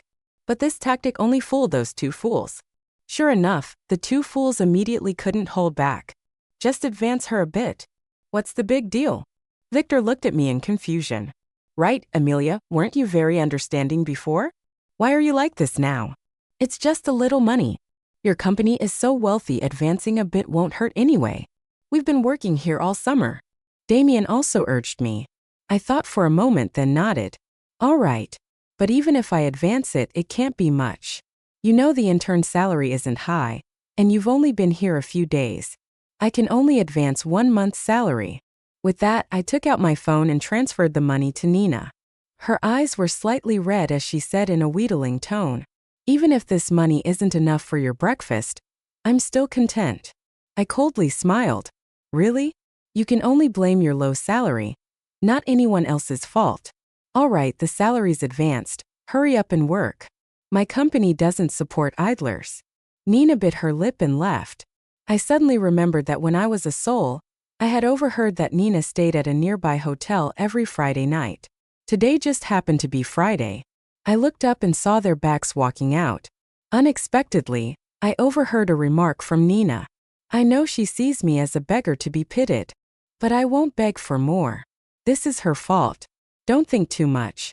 In the future, when there's a chance, I'll beg for more money from her. Damien, come comfort me. Damien consoled Nina. That's right. My sister has a lot of money. Just wait. When she gives me money in the future, I'll give it to you. Hearing the words of my childhood friend and half-brother, I just saw them as two brainless fools. Coldly said, you won't get any more either, because your salary is just that much. The three immediately froze, surprised. I was standing right behind them. Amelia, why are you here? Damien coughed, his face full of awkwardness. Nothing, just some business to handle. With that, I turned and left. Later, I contacted a team of paparazzi. Likely, Nina didn't expect I'd already grasped everything about her. I told the team to wait for an opportunity to take some photos. Sure enough, they surprised me by actually obtaining the pictures. Looking at the photos in my hand, I laughed. Nina, let's see how you'll deal with this now. I had them post all the photos online, exposing her relationship with a relative of a school shareholder. The news spread rapidly. Even though I was at the company, I knew the shareholder was implicated and immediately fired. Moreover, that afternoon, a plump woman stormed into the company, punching and kicking Nina until her face was bruised. The owner of the company, me, slowly appeared. Oh dear, what are you doing? Why have you beaten a company employee so badly? I deliberately intervened, blocking Nina's front. Uncle Liam also stood beside me to ensure I wasn't implicated. The woman spat a mouthful of saliva straight at Nina's face. You filthy mistress. If it weren't for you, my husband wouldn't have been ousted from the board of directors. Just you wait. With that, the plump woman turned and left. Watching her back, I silently gave a thumbs up in my heart. She truly didn't disappoint. She was the person I'd specifically sought out. I turned back to look at Nina, feigning pity. How could this happen? Beaten so terribly, how pitiful. Before, I just joked about making money as a mistress. I didn't expect you'd actually do it. What were you thinking? Intentionally mentioning Nina's pain, her face couldn't maintain composure. Amelia, I have some business and can't stay at the company anymore. I'm sorry, she said, then hurriedly fled, watching her back. I coldly snorted. Damien and Victor stood nearby, hesitating for a moment, then turned to look at me. I nodded at them. Why are you two still standing there? Hurry up and follow her. They were startled and quickly chased after Nina. I smirked lightly. Next it was their turn. A few days later, Damien stormed into my office furious. What do you mean? My father's company was about to go bankrupt, and you did this? What am I and my mother supposed to do? I coldly looked at him. What happens to you all has nothing to do with me. You're not my family. Why should I care? Seeing Damien's angry face, I sneered. Moreover, it's working hours now. You're not working properly but running to my office to make a scene. My company doesn't tolerate people like you. Damien's face darkened, but after a while, he softened his tone and pleaded. Amelia, can't you help once more? You know how hot-tempered my father is. If his company really goes bankrupt, he'll definitely mistreat me and my mother. His tone seemed pitiful, but unfortunately, I knew his true nature. Your father's temper has nothing to do with me. Your company keeps losing money, and the investments I made haven't returned. Why should I help further? Don't say meaningless things here. Want me to give money? Never. Damien couldn't hold back anymore and shouted. What about the feelings we've built over the years? How can you be so heartless? I'll let everyone see your true face. With that, he turned and left. Watching his back, I coldly laughed. As soon as he left, Natalie and Samantha entered the office, their faces full of worry. What's wrong? I smiled to reassure them. Nothing. Don't worry, it's nothing serious. Seeing they were still hesitant, I continued. Rest assured, I can handle it. Now that you two are in my company, you must work hard. After graduation, I want you to come help me. They looked at me seriously and nodded. Don't worry. We'll definitely do it. I waved my hand, telling them to leave. On the school side, the decision to deal with Nina had been announced. Due to her extremely despicable behavior, she was expelled. I wasn't too surprised since I already knew the outcome. But what was unexpected was that Nina asked to meet me at the beach. It seemed she couldn't bear it anymore and was planning to make a move. I also wanted to see what she would do. I prepared carefully, turned on my phone's voice recorder, then went to the beach to meet her. What's the matter? I looked at her standing in front of me, gaunt and haggard, her eyes full of hatred. Why? Why were you born so wealthy? You have everything while my family has nothing. Hearing this, I feigned innocence. This money was earned by my grandmother's hard work. She left it to me. What's wrong with that? Nina nodded, then coldly said, All right then. Buy me a villa, otherwise, I'll let Damien expose all your heartless and meaningless deeds online. I looked at her and laughed. Do you know how much I've invested in your family? But when investments don't return, naturally I can't keep pouring money in. This is something any businessman understands. Don't you know that? Nina narrowed her eyes and said challengingly, So what? Right now, as long as you agree to one condition, I'll make sure Damien doesn't post those bad things about you online. I nodded. All right, go ahead. What's your condition? Buy me a villa. But I'm afraid you'll refuse, Nina added. I just want a home, she said. I coldly laughed. You want a home? What does that have to do with me? I'm not your parent.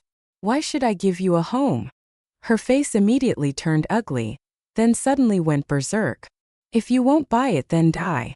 After you die, all your assets will belong to your foolish half-brother. Then won't everything be mine? As she spoke, Nina lunged at me, pushing me into the sea. But I had been prepared and stepped aside, causing her to fall flat on her face like a dog eating feces. Nina gritted her teeth, glaring at me, then rushed to fight me. But she didn't know I had already had Uncle Liam waiting nearby with people to record the entire scene. Seeing us fighting, Uncle Liam immediately called people to intervene and separate us. I already had the audio recording, and Uncle Liam had the video. These two pieces of evidence were handed over to the police, and Nina was sentenced to 10 years in prison. When my half-brother Victor found out I'd sent Nina to prison, he came to the company to make a scene. But soon after, I reclaimed the company my father was managing. In reality, the company's shares always belonged to me, so reclaiming it was just a minor procedure. When my father and stepmother heard the news, they were furious and stormed my company to cause trouble. But Uncle Liam didn't let them bully me and immediately drove them out. After being driven away, they drank heavily. Later, I learned their ending from hospital staff. After drinking, they drove crazily and ended up in an accident, becoming vegetative, lying in bed forever. For them, I felt no pity. Even though one was my biological father, given what he'd done to me, I owed him no kindness. As for Damien, he continued to approach me twice more to ask for investment in his family. When I refused, he posted everything online, fabricating stories about me. But the netizens weren't fools. My family's business losses meant I wouldn't invest. That was only natural. Even the news criticized Damien for a long time. Less than a week later, Damien suddenly rushed to find me, his hands covered in blood, startling me. What did you do? I asked, stepping back. Damien swallowed hard, shaking his head without speaking. Knowing his unstable mental state, I immediately contacted Uncle Liam to bring people to my office. Transfer all the company's assets to me, or at least give me a sum of money. I need to leave the country quickly. He said this, approaching me. Seeing I was about to step back, he pulled out a knife and pointed it at me. I calmly tried to appease him. All right. Want assets? I can give them. Let me get paper and pen to write. But before I could finish writing, Uncle Liam let people into my office. I quickly moved aside while Uncle Liam had people restrain Damien. What's happening? I curiously looked at Uncle Liam. He sighed, seeming reluctant. I just received news that his father, due to anger over the company's complete bankruptcy, beat his mother. Damien couldn't bear it and used a fruit knife to stab his father to death on the spot. Hearing this, I understood and looked at Damien. But his current situation wasn't surprising. He'd always shown signs of mental instability. I just hadn't noticed before. Take him away. Uncle Liam signaled to the people behind. Damien struggled but couldn't do anything. I coldly smirked, then turned to thank Uncle Liam. Thank you, Uncle Liam, I said. He waved his hand. No problem. The summer break quickly passed. Unexpectedly, so much had happened in just a few months. The stories of Damien and Nina had spread throughout the school. Many people even came to comfort me, thinking my past relationship with Damien was quite good. But I remained very relaxed and didn't take it to heart.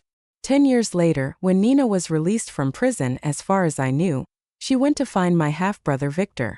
This wasn't surprising since besides Victor, probably no one else wanted her. It's a pity that after my father and stepmother were hospitalized, Victor had completely declined.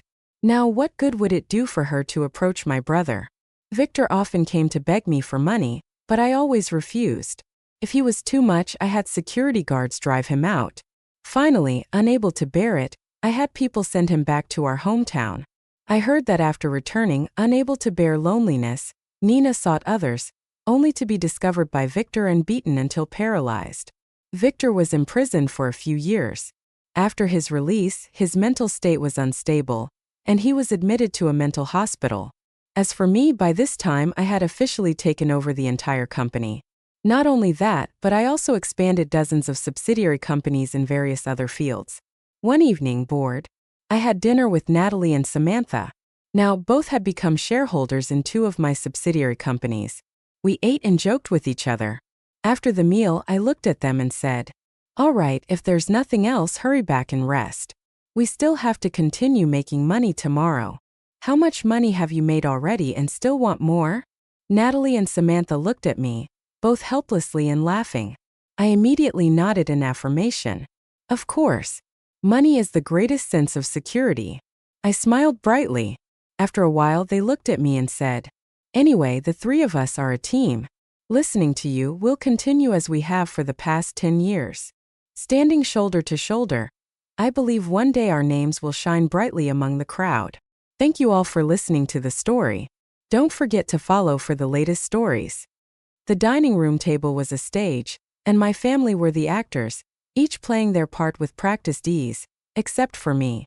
I was the forgotten prop, the one left gathering dust in the corner. My brother Ethan, the golden child, regaled everyone with tales of his athletic triumphs, his effortless charm eliciting peals of laughter from my parents. My sister Sophie, the delicate flower, fluttered her eyelashes and recounted her latest romantic conquest, basking in the adoring gazes of my father and mother. As for me, I studied from my textbooks. I could tell that they were ready to listen. I was Lena, the afterthought, the invisible daughter. I existed, but I didn't matter. My accomplishments were dismissed, my opinions ignored, my presence barely acknowledged. I had resigned myself to the role, a silent observer in my own life. They see you, but they do not really see you. Then, the screech of tires, the shattering of glass, the sickening crunch of metal. It all happened so fast. I was walking home from the library, lost in my thoughts, when a speeding car careened out of control, smashing into me with brutal force. There was a searing pain, a blinding flash of light, then darkness. All the lights went out. There was no way out. My last thought before oblivion claimed me was a desperate plea, please someone help me. I woke up in a sterile white room. My body ached, my head throbbed. A tangle of tubes and wires snaked across my skin, connecting me to machines that beeped and whirred with monotonous regularity. I was alone. Panic clawed up my throat. I needed my parents, my family, someone to tell me everything was going to be all right. The door was shut, as if it was the end of everything. I got the nurse and told her. She tried calling my family but with no success. It would not ring through at all. She'd call again, she promised, her expression strained. I tried to stay calm, staring out the window, watching the city lights twinkle in the distance, each one a tiny beacon of connection in a vast, indifferent world. But connection was a luxury I couldn't afford. It was also very clear now. The hours stretched into an eternity, each tick of the clock a hammer blow to my hope. The hospital room was a prison, the silence broken only by the rhythmic beeping of the machines that kept me alive. The nurse checked on me periodically, offering a kind smile, a gentle word, but it wasn't enough. I needed my family. The sun set, casting long shadows across the room, painting the walls with a chilling reminder of my isolation. Night fell and I was still alone, adrift in a sea of uncertainty. I needed my father to tell me everything was all right, but he would never care. And that was okay. Morning came, painting the sky with hues of pink and gold, a promise of a new day. But for me there was no new dawn, only the lingering darkness of abandonment. The nurse entered the room, her face etched with concern. She had tried calling my family again and again. Still no answer. They could not even get their answering machine. No one would pick up. It was like they had all just vanished. "I'm so sorry, Lena," she said softly, her voice filled with pity. "I don't understand it. Maybe they're on vacation." I stared out the window, numb, defeated. I already knew the truth. As the sun climbed higher in the sky, casting a harsh light on my empty room, I made a decision. I wouldn't wait for them. I wouldn't beg for their love. I wouldn't waste another moment of my life longing for a connection that would never come. It was time to let go. The time for all of that was over. And now it was time to do something new. It was time to walk away. From my family, from my past, from everything I had ever known. I had a future to get to, and I wasn't going to wait any longer. I could not depend on those who abandoned me. The hospital bed felt like a trap, a monument to my brokenness and abandonment. As soon as the sun peeked over the horizon, I knew I had to leave. Now, ignoring the protests of my aching body, I ripped the 4 lines from my arm, the sting a welcome distraction from the emotional pain that threatened to consume me. I tugged on the flimsy hospital gown, a symbol of my powerlessness, and slipped out of the room, a ghost in the pre-dawn light. It would all be coming at the right time. The time to get to the new life had arrived. At the hospital entrance, I took a deep breath and headed for the bus terminal. I needed to get as far away from my old life as possible, to create a buffer between me and the family who had so easily forgotten me. My hands were shaking a little bit, but I had a plan in mind for what to do. As the bus rumbled down the highway, carrying me toward an unknown destination, I started to formulate a plan. Lena was dead. She had died in that car accident, a casualty of neglect and indifference. It was time to be someone new, someone stronger, someone who wouldn't be so easily dismissed. I now had a plan for what needed to happen, and it was time to be what it meant. The time had arrived to do everything. The small town I landed in was unremarkable, a blip on the map, a place where no one knew my name. It was perfect.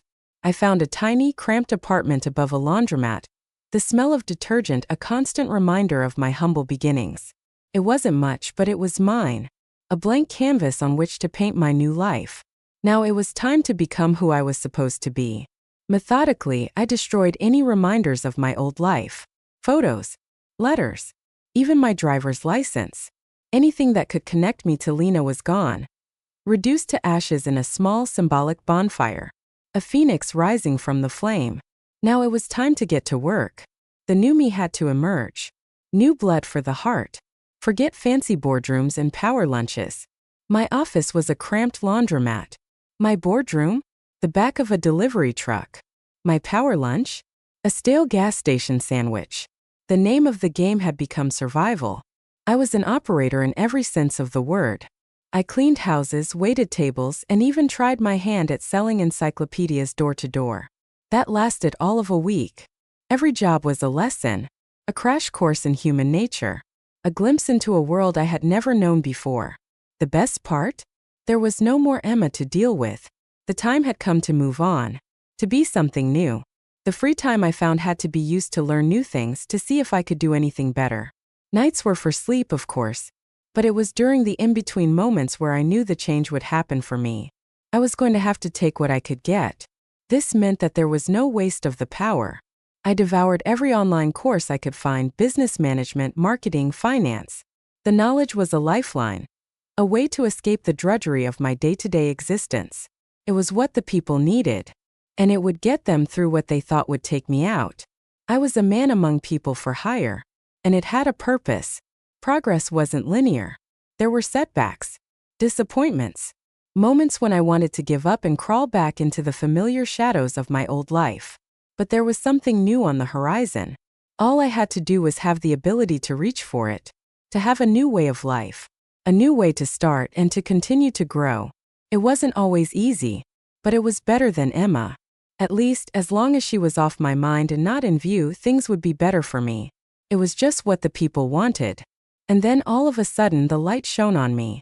There were options, and choosing to use those options may not be as bad as I thought. I had what it took to pull the trigger. The newspaper lay open on the laundromat table, amidst a pile of folded towels and the lingering scent of bleach. It was an ad, small and unassuming, but it caught my eye. Like a lifeline in a stormy sea. Carter Foundation Business Innovation Competition. Adrian Carter. The name resonated with power, wealth, and a reputation for unconventional thinking. His foundation was known for supporting innovative ideas, for taking risks on underdogs. It was a long shot, but I had nothing to lose. I spent every spare moment hunched over that laundromat table, fueled by lukewarm coffee and fierce determination, crafting my business proposal. It may be too good to be true. The auditorium was intimidating, filled with polished executives and impeccably dressed entrepreneurs. I felt out of place in my thrift store clothes and borrowed shoes, but I refused to be intimidated. When my name was called, I walked onto the stage, my heart pounding in my chest. I could see Adrian Carter in the front row, his expression unreadable. My idea was simple: a social enterprise that provided job training and support to marginalized women. It was born from my own experience, from the struggles I had faced in the anonymous trenches of minimum wage labor. I spoke with passion, with conviction. My voice echoed through the silent room. I could feel Adrian Carter's eyes on me, assessing, evaluating, and then something shifted. I saw a flicker of recognition in his gaze, a hint of something. He understood me. He had been there before. As soon as he realized what was going on, it would be over. I won. Against all odds. My idea resonated with Adrian Carter, with the judges, with the audience. I knew that what I needed to do had to be more, and more. After the ceremony, Adrian approached me, his eyes filled with curiosity. "Lena," he said, his voice surprisingly gentle, "I see something in you, something familiar." He offered me an internship at his company, a chance to learn from the best, to build something extraordinary. It was an opportunity one couldn't refuse. As I accepted his offer, I knew that my life was about to change forever. It would have to mean new blood for the team. It had to mean new challenges, and more importantly, new ways to overcome those challenges. I decided it was time to bury Lena and start a new life as Anna Morrow. A beginning was about to start again. In turn, it was a formality. From day one, Adrian treated me as an equal, a partner in crime, a fellow strategist in the high-stakes game of business. I was given real responsibilities, real challenges, and real opportunities to prove myself. And I thrived. I absorbed information like a sponge, devouring industry reports, analyzing market trends, and dissecting successful and unsuccessful business models. I learned to anticipate problems, to identify opportunities, to make decisions with speed and precision. He pushed me, challenged me, refused to let me settle for mediocrity. Adrian's mentorship went beyond textbooks and spreadsheets. He taught me the unwritten rules of wealth and power, the subtle nuances of negotiation, the importance of building relationships, and the art of reading people. He showed me how to command a room, how to project confidence even when I was trembling inside, and how to use my voice to influence and persuade. He imparted the industry secrets. I understood how a handshake could be more binding than a contract, how silence could be more powerful than words, and how a well-placed smile could disarm even the most hardened opponent. This was more than just a business education. It was a masterclass in survival, a crash course in the art of winning. This was my new path, and I had to keep going. As I rose through the ranks, my confidence soared. The scars of my past began to fade. I was no longer Lena, the forgotten daughter, the invisible girl. I was Anna Morrow, a force to be reckoned with, a rising star in the world of business. I could even tell that people began to respect my opinions and listen. But something was wrong. Every time I saw them, I could tell how unhappy I was. As soon as I made the move to ignore them, the better I got. It was going to be a long ride. And as I worked side by side with Adrian, a different kind of feeling began to emerge. A connection that went beyond mentorship. A bond that hinted at something deeper. Something more. The time had come to tell them it was all over. I was finally free. Anna was reborn, and she would show the world what to do. Adrian's support wasn't just financial. It was strategic, tactical, and deeply personal. He helped me navigate the legal minefield of starting a business, connected me with key industry players, provided invaluable advice on everything from branding to marketing. The company would be a new form of medicine, something new, something that would provide all that was needed to keep people in tip-top shape. Most importantly, he instilled in me a belief in my own potential, a confidence that had been eroded by years of neglect and self-doubt. His plan for me started with a great plan, and I knew what I wanted to do, to get it right, and to do what he wanted. My company, Morrow Enterprises, wasn't just another business. It was a reflection of my values, my experiences, and my unwavering commitment to making a difference. We focused on renewable energy technologies, developing innovative solutions for sustainable living. We partnered with local communities, creating jobs and empowering individuals who had been overlooked and underserved. Now it was all up to Anna to make it what it was meant to be. My approach was unconventional, disruptive, and fiercely effective. I challenged the status quo, defied expectations, and refused to compromise on my principles. The ideas were set to take the world by storm, and everything had to be right. The demand for our products and services was overwhelming. We scaled rapidly, expanding our operations across the country, attracting top talent, and generating significant profits. My company had turned into a huge success. No one could touch what had become of it, and it just worked. I was quickly becoming a force to be reckoned with, a respected leader in the business world, a symbol of innovation and social responsibility. The recognition was gratifying, but it wasn't my primary motivation. The goal was to make sure that things went the right way. The money was nice, but it was just a tool, a means to an end. My real goal was to prove to myself and to the world that I was capable of achieving anything I set my mind to. I needed to get to the top and get the fame. I was scrolling through the online news, sipping my morning coffee, when a headline caught my eye. Local hospital facing imminent closure. The accompanying photo was instantly familiar. The drab gray facade of St. Jude's Hospital. The hospital where I had been abandoned. The hospital where Lena had died. A wave of conflicting emotions washed over me. Anger, sadness, and a fierce determination to do something. Anything. To help. I knew this was the time to unleash my full power. I was very strong. I didn't hesitate. I contacted the hospital administrators, offering to acquire the facility and invest in its future. After some negotiation, a deal was struck. The acquisition made headlines, generating a flurry of positive press and solidifying my reputation as a compassionate and community-minded leader. The staff was overjoyed, grateful to have their jobs saved, eager to work for someone who genuinely cared. I could feel them shaking my hand, thanking me over and over.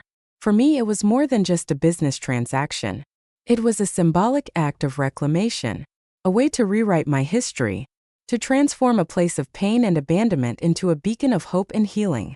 As soon as things went the way I had planned, it was going to be great. Standing in the lobby of St. Jude's Hospital, now Morrow Medical Center, I felt a sense of closure, a sense of completion. I needed to make sure I had made the right decision, and with everything it was fine. I wasn't just saving a hospital, I was saving myself. Lena was gone, but Anna was thriving, a testament to the power of resilience, the transformative force of forgiveness, and the unwavering pursuit of a better future. Now it was time to move on and show them. The game was on. The media couldn't get enough.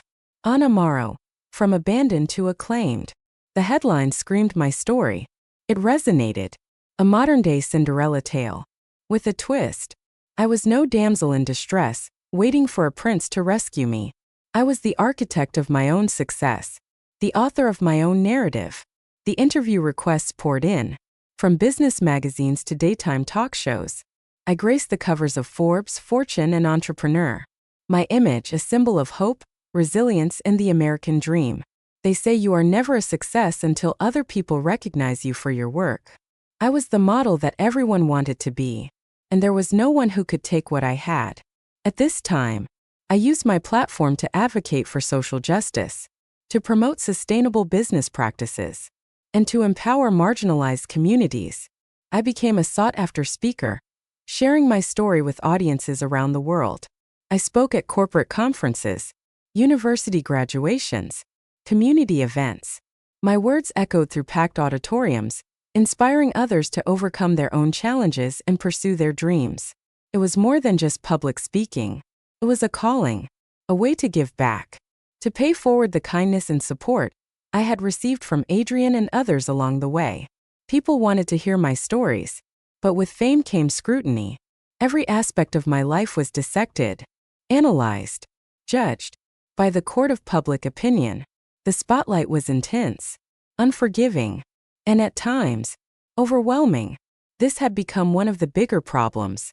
I never asked for this, but now that it had happened, it seemed like it was all people wanted to do.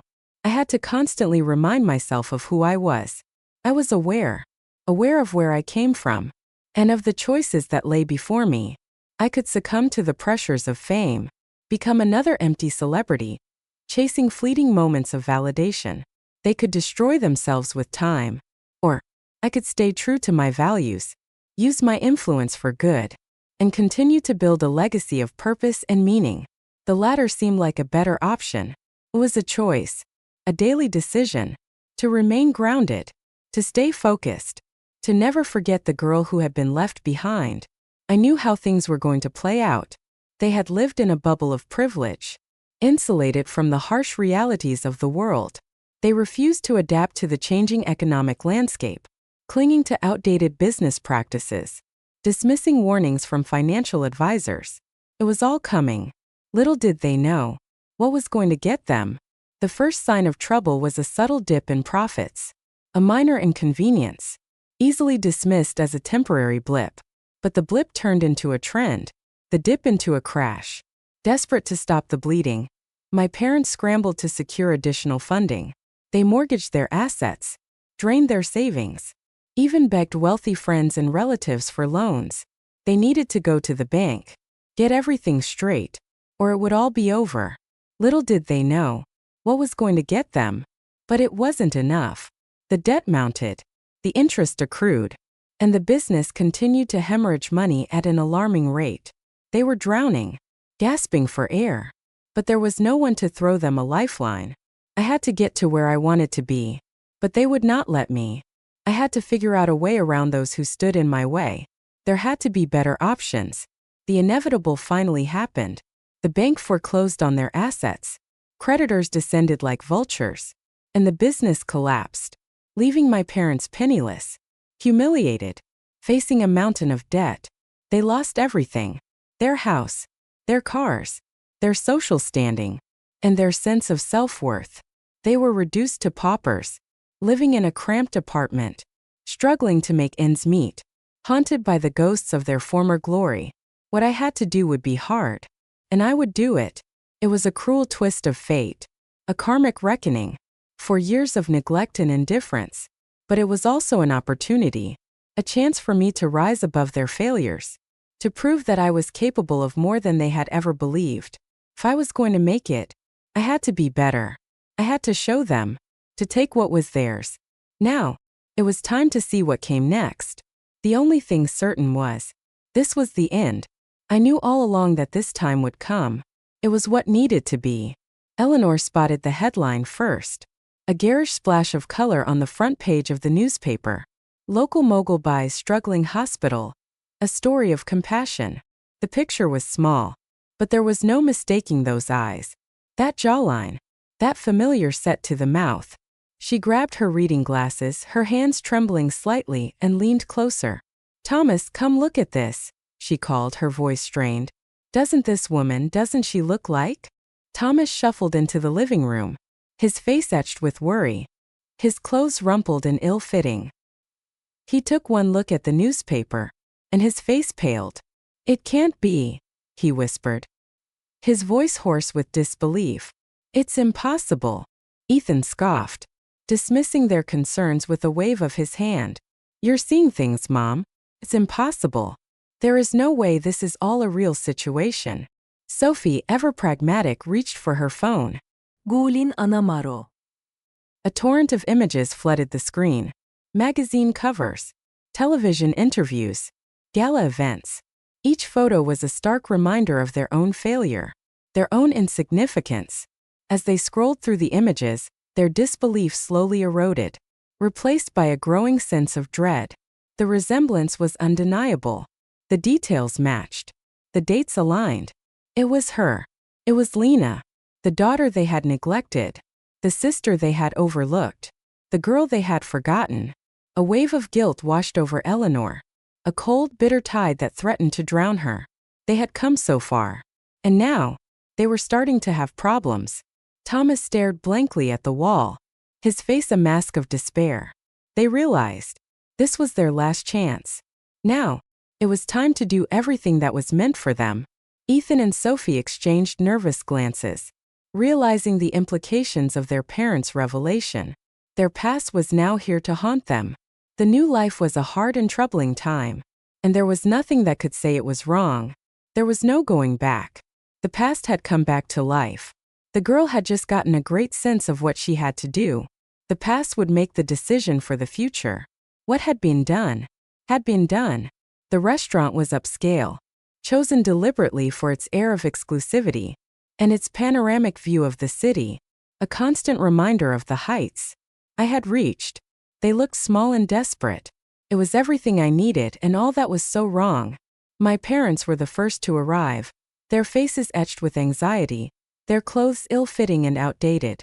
They sat stiffly at the table, their eyes darting around the room, taking in the opulent decor, the well-dressed patrons and the attentive staff.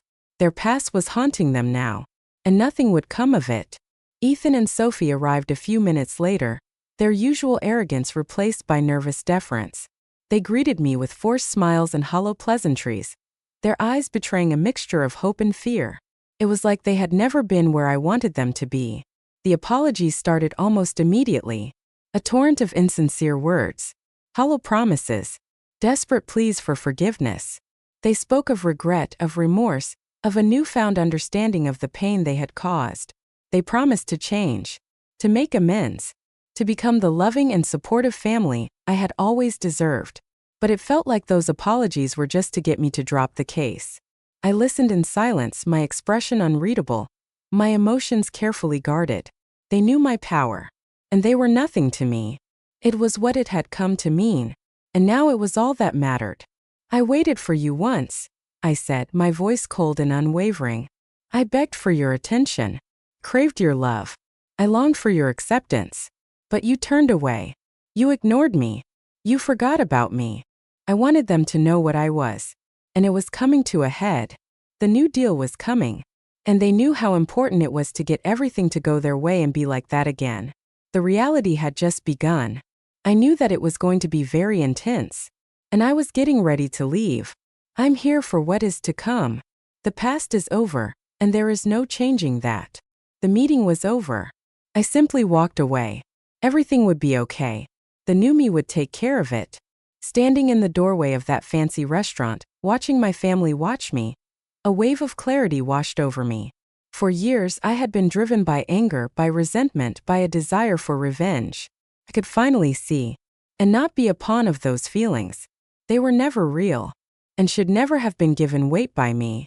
They never treated me with love. But now I am what I am, to become what my plan has made, and there is no need to stay with them now. I had everything I had ever wanted: success, wealth, power, recognition. But none of it mattered. If I was just living to spite them, if I was just proving them wrong, it was time to let go of the anger, to release the resentment, and to embrace a future defined by my own choices, my own values, my own desires. I had to figure out what all this would bring, and what that meant for me to come to fruition as the person I was set to be. There would be a huge change. If I was the one driving the bus, there was still so much to learn. I needed peace. I needed purpose. I needed connection, but not with them, with those who could see me, who could hear me, who would listen. I was not going to stand for something that would cause my well-being to come undone again. I didn't need their love, their approval, or their validation. I had found love and support in Adrian, in my colleagues, in the countless individuals whose lives I had touched through my work. What they had given me was so fake. And now I knew. What I did was the right thing to do. I just did not need it. The want or need to be with someone had passed. Now, it was about me. My journey. To hell with everyone who does not want to be a part of it. There were choices that would need to be made. And everything would be better. As I turned and walked away, I knew. This was the end. The end of the cycle of neglect. The end of the quest for validation. The end of the hold they had over my life. This was it. The journey starts now. And that is all that matters. The power had come to me. And I knew that it was time to go. To the places I wanted to get to. To never have them haunt me again. I didn't look back. I didn't shed a tear. I didn't feel a pang of regret. All I felt was freedom. It had just begun. The past was in the past. My plan had worked. And I was free. I was what had needed to happen. The pain would be long gone. And there was no need to even dwell in it. What comes next is just more. And I'm fine with that. What they do after this is up to them. I won. I am now who I want to be. This would never ever stop. With that, I left the place. And I would never return. No looking back. The sun rose, painting the sky with hues of gold and pink. A promise of a new beginning. I woke up feeling lighter. Freer than I had ever felt before. I had released myself. And I could see that I was finally out. And starting to be better than ever. Now, it was time to see and be reborn as who I was supposed to be. Adrian was waiting, ready to continue on this journey that had just begun. So many have to do what is right. And it has to start now. There has never been a time where all seemed to be so correct. I would reach out and hold his hand tight. I embraced the uncertainty of the future, knowing that anything was possible. New chances, new choices, more and more opportunities to be new. It was time to figure it all out, to see what comes next. There would be good days, and bad days, hard moments, and simple ones. But in the end, the most important part of all was making it all work. Years passed, filled with challenges, triumphs, and countless moments of joy. I continued to build my empire, expanding my reach, using my influence to make a positive impact on the world. There would still be struggles, but now that all was done, what came next was just more. I would not take no for an answer, and that would never be the end. I found love with Adrian, a partnership built on mutual respect, unwavering support, and a shared vision for a better future. In all the work to make it all happen, there was never anything we would not do to continue the journey. Tonight I stood on a stage at a gala, a symbol of everything I had achieved. The auditorium was filled with influential people from all walks of life. I was there to accept an award for my contributions to renewable energy innovation. It was what it all had to be. To get something more. There would be no stopping. As I scanned the crowd, my eyes met a stranger. I smiled, knowing that this was just the beginning. The only thing that was for certain was, it would all be okay. My fiancé and my younger sister became involved on the day of our engagement. I overheard them declaring their love for each other, which almost made me sick to my stomach. William and I had been in a long-distance relationship for 7 years, from our sophomore year until now. Susan had been following me around, calling William brother for those 7 years. To me, they had always seemed like siblings. William treated her like a sister, but Susan's true feelings for him were ambiguous. Susan is my younger sister from a different mother. My parents divorced early, and my dad, who had always doted on me because of my talent, was focused on me. Susan was adorable when she was young, with chubby cheeks and a habit of drooling. She loved sleeping while hugging me. However, as she grew older around kindergarten age, she was no longer cute. She would occasionally adopt a look of grievance, blaming me for things that weren't my fault. She would say things like, "Dad, if you want to hit someone, hit me. I'm so scared when you two fight. Sister likes it, so give it to her. I didn't mean to. Can sister forgive me?" At that time, I didn't understand what manipulation was. How could such a young child have ulterior motives? Yet my dad's attitude towards me changed from good to bad, worsening over time, especially since my stepmother was Susan's biological mom. My position at home became increasingly precarious. I worked harder at studying and dancing, hoping my dad would love me more, but it was to no avail. My dad always thought I was bullying Susan while she endured silently. Did you think I wasn't wary of Susan while dating William? It was fine for the first 2 years I was in college and she was in high school. By the time I graduated, she started making moves as she entered college.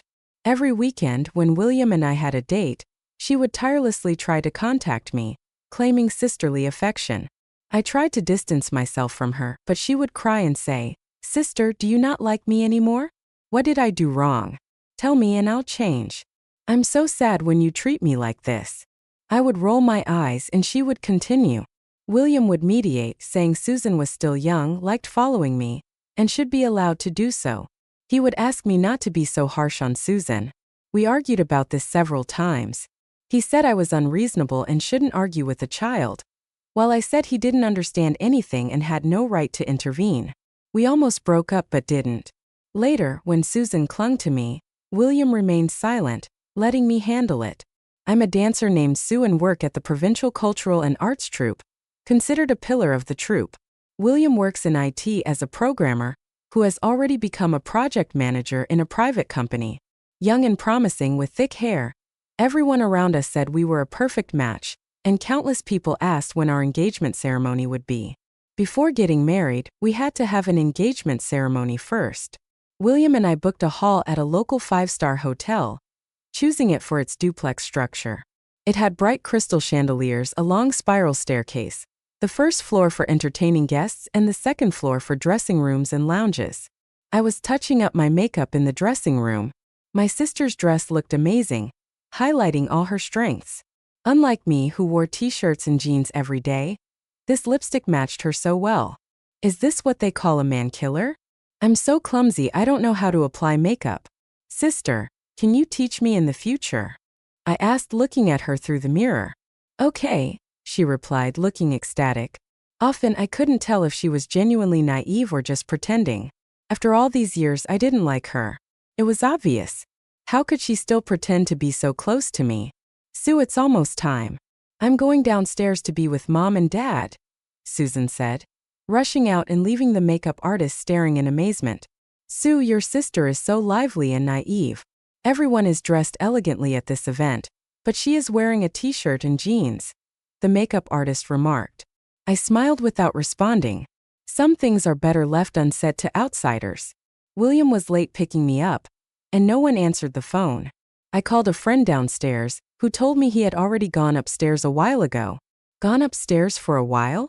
A woman's intuition is truly mysterious. At that moment, my mind was filled with thoughts of Susan. Without hesitation, I got up and walked out, swaying my dress.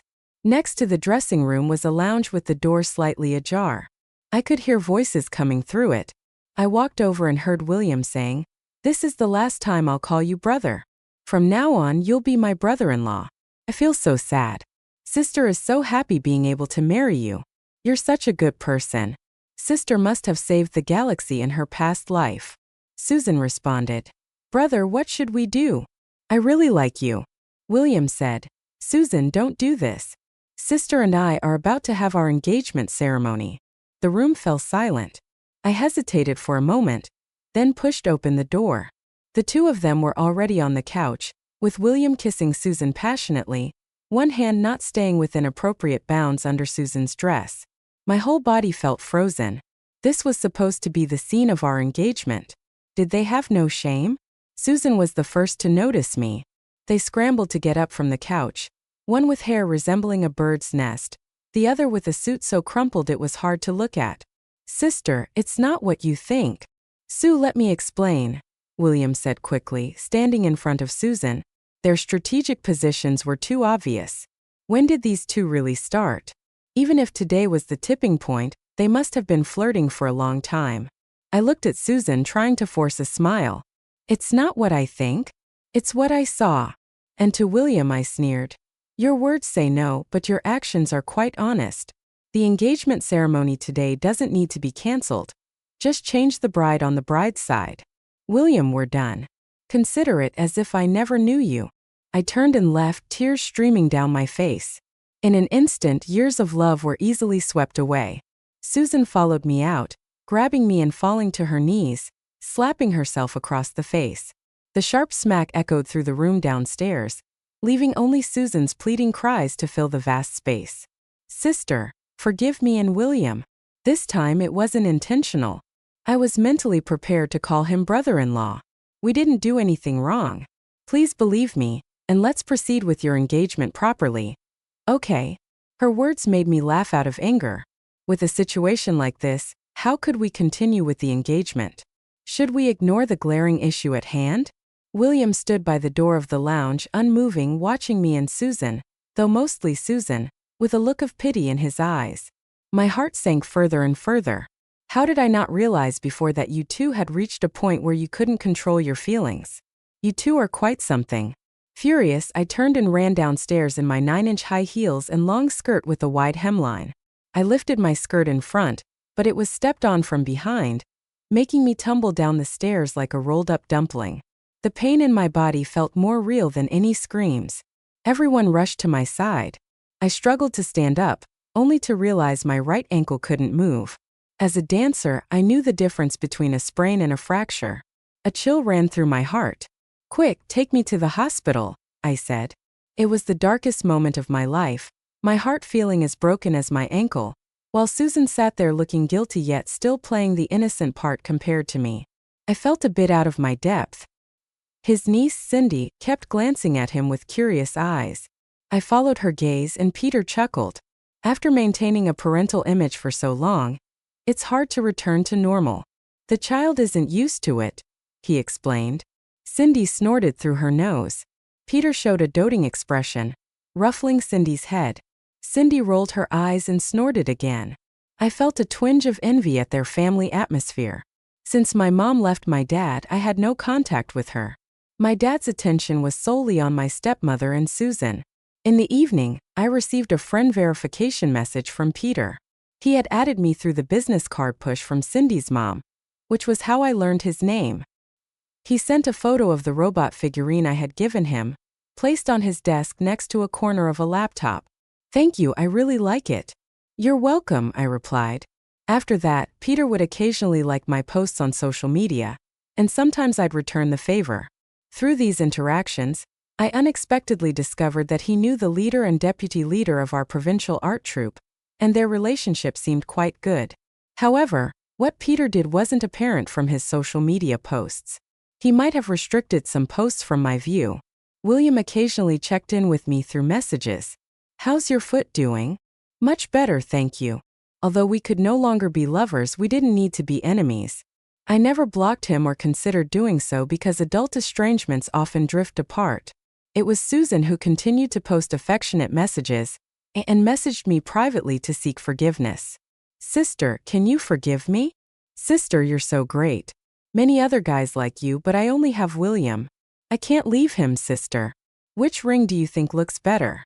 She sent a photo of a string of diamond rings, one almost identical to the engagement ring I had back then. I felt a bit suffocated every time Susan sent a message seeking forgiveness and showing off her relationship. I replied with a single sentence. She would mostly respond with how good I was and how much she loved me. On this particular day, she replied, "Sister, you must be angry. With what you said, I feel so sad. After all, it's the room you lived in for more than 10 years. I rolled my eyes, turned off the screen, cursed her under my breath, and looked out the window. Peter chuckled softly beside me. I turned to him, silently accusing. "You're enjoying yourself when someone else is upset? Do you know," he said, "when you roll your eyes, you look even more lively and cute than usual?" I immediately retorted, Are you driving?" Wondering how even my eye rolling could be so obvious. Peter didn't reply but pursed his lips, a slight smile playing at the corner of his mouth. Cindy, sitting in the back, piped up, "Sue, my uncle wishes he had a pair of eyes on you." Peter smiled, glancing at Cindy through the rearview mirror. I turned around, pretending to be serious. "Kids don't talk nonsense." "I'm not talking nonsense," Cindy retorted, looking at Peter provocatively and mimicking the tone of an adult. "My mom said that. How old are you? Can't even chase girls properly, have to use your niece as a shield." I felt embarrassed on the spot. Peter wasn't completely at ease either. He raised his left hand, resting it on the window frame, rubbed his temple, and tried to lighten the awkward atmosphere with a smile. "Caught red-handed, huh?" He glanced at me and changed the subject. "Sue, don't you remember me?"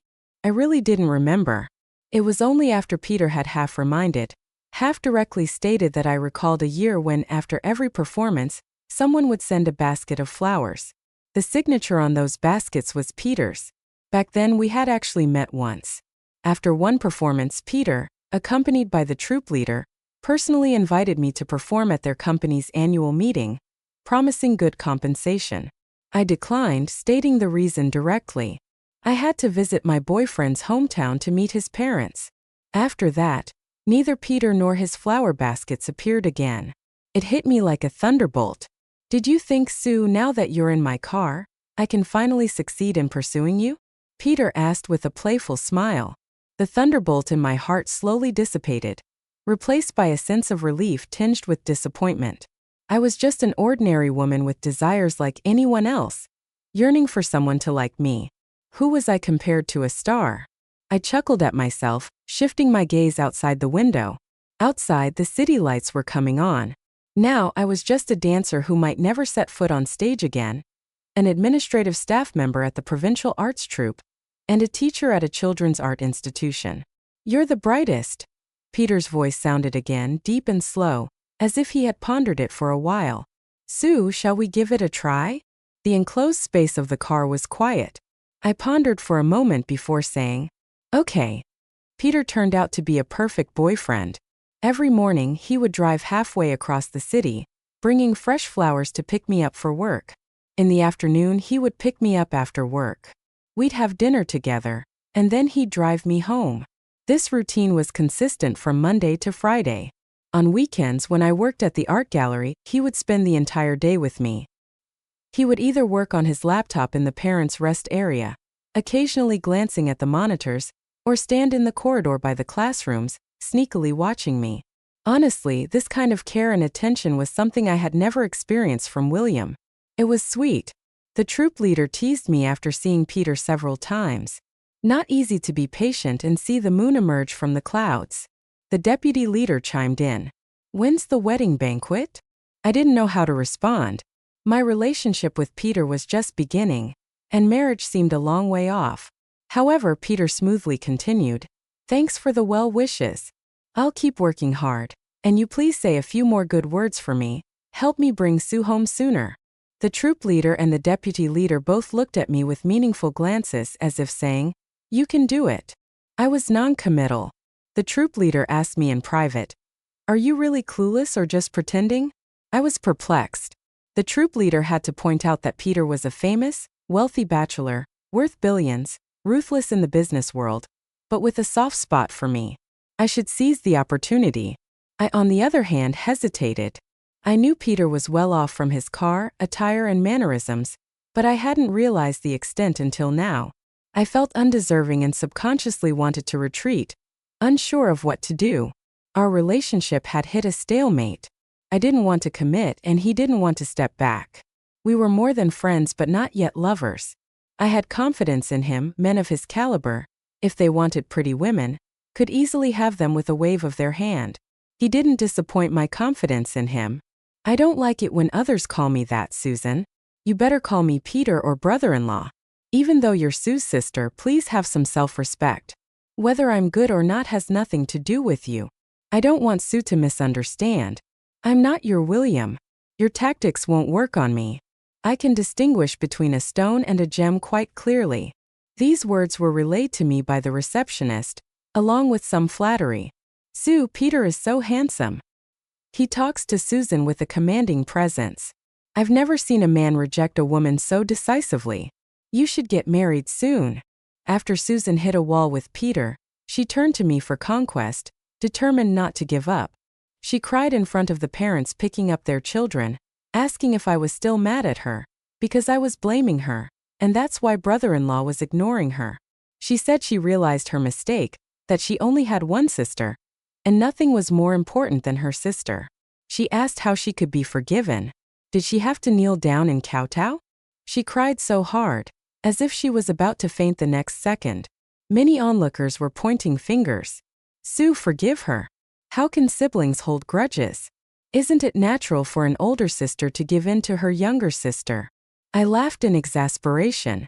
Who said the older sister must give in to the younger sister? What if the younger sister is a scoundrel? I looked at the crowd. The best way to deal with green tea was to accuse publicly.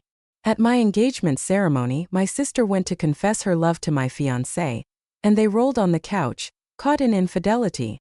My sister stepped on my skirt, causing me to tumble down the stairs and break my leg.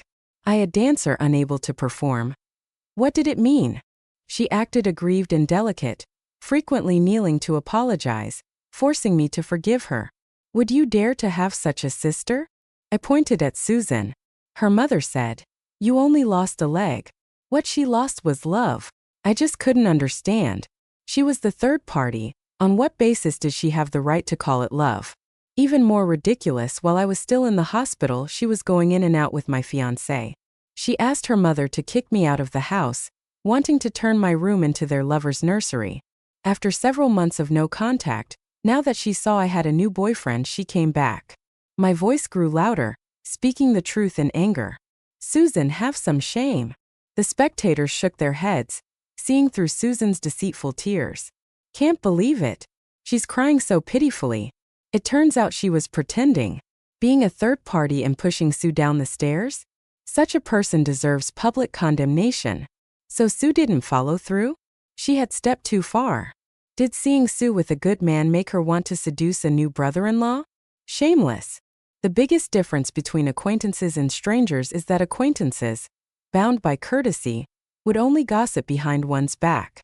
Strangers, if they insult, it's harder to bear. So, at the engagement ceremony back then, many people looked uneasy but remained silent. Susan ran off, covering her face. Peter stood firmly by my side, his face calm. One hand rested on my waist. Seeing William again, it had been a full 10 months since our last meeting.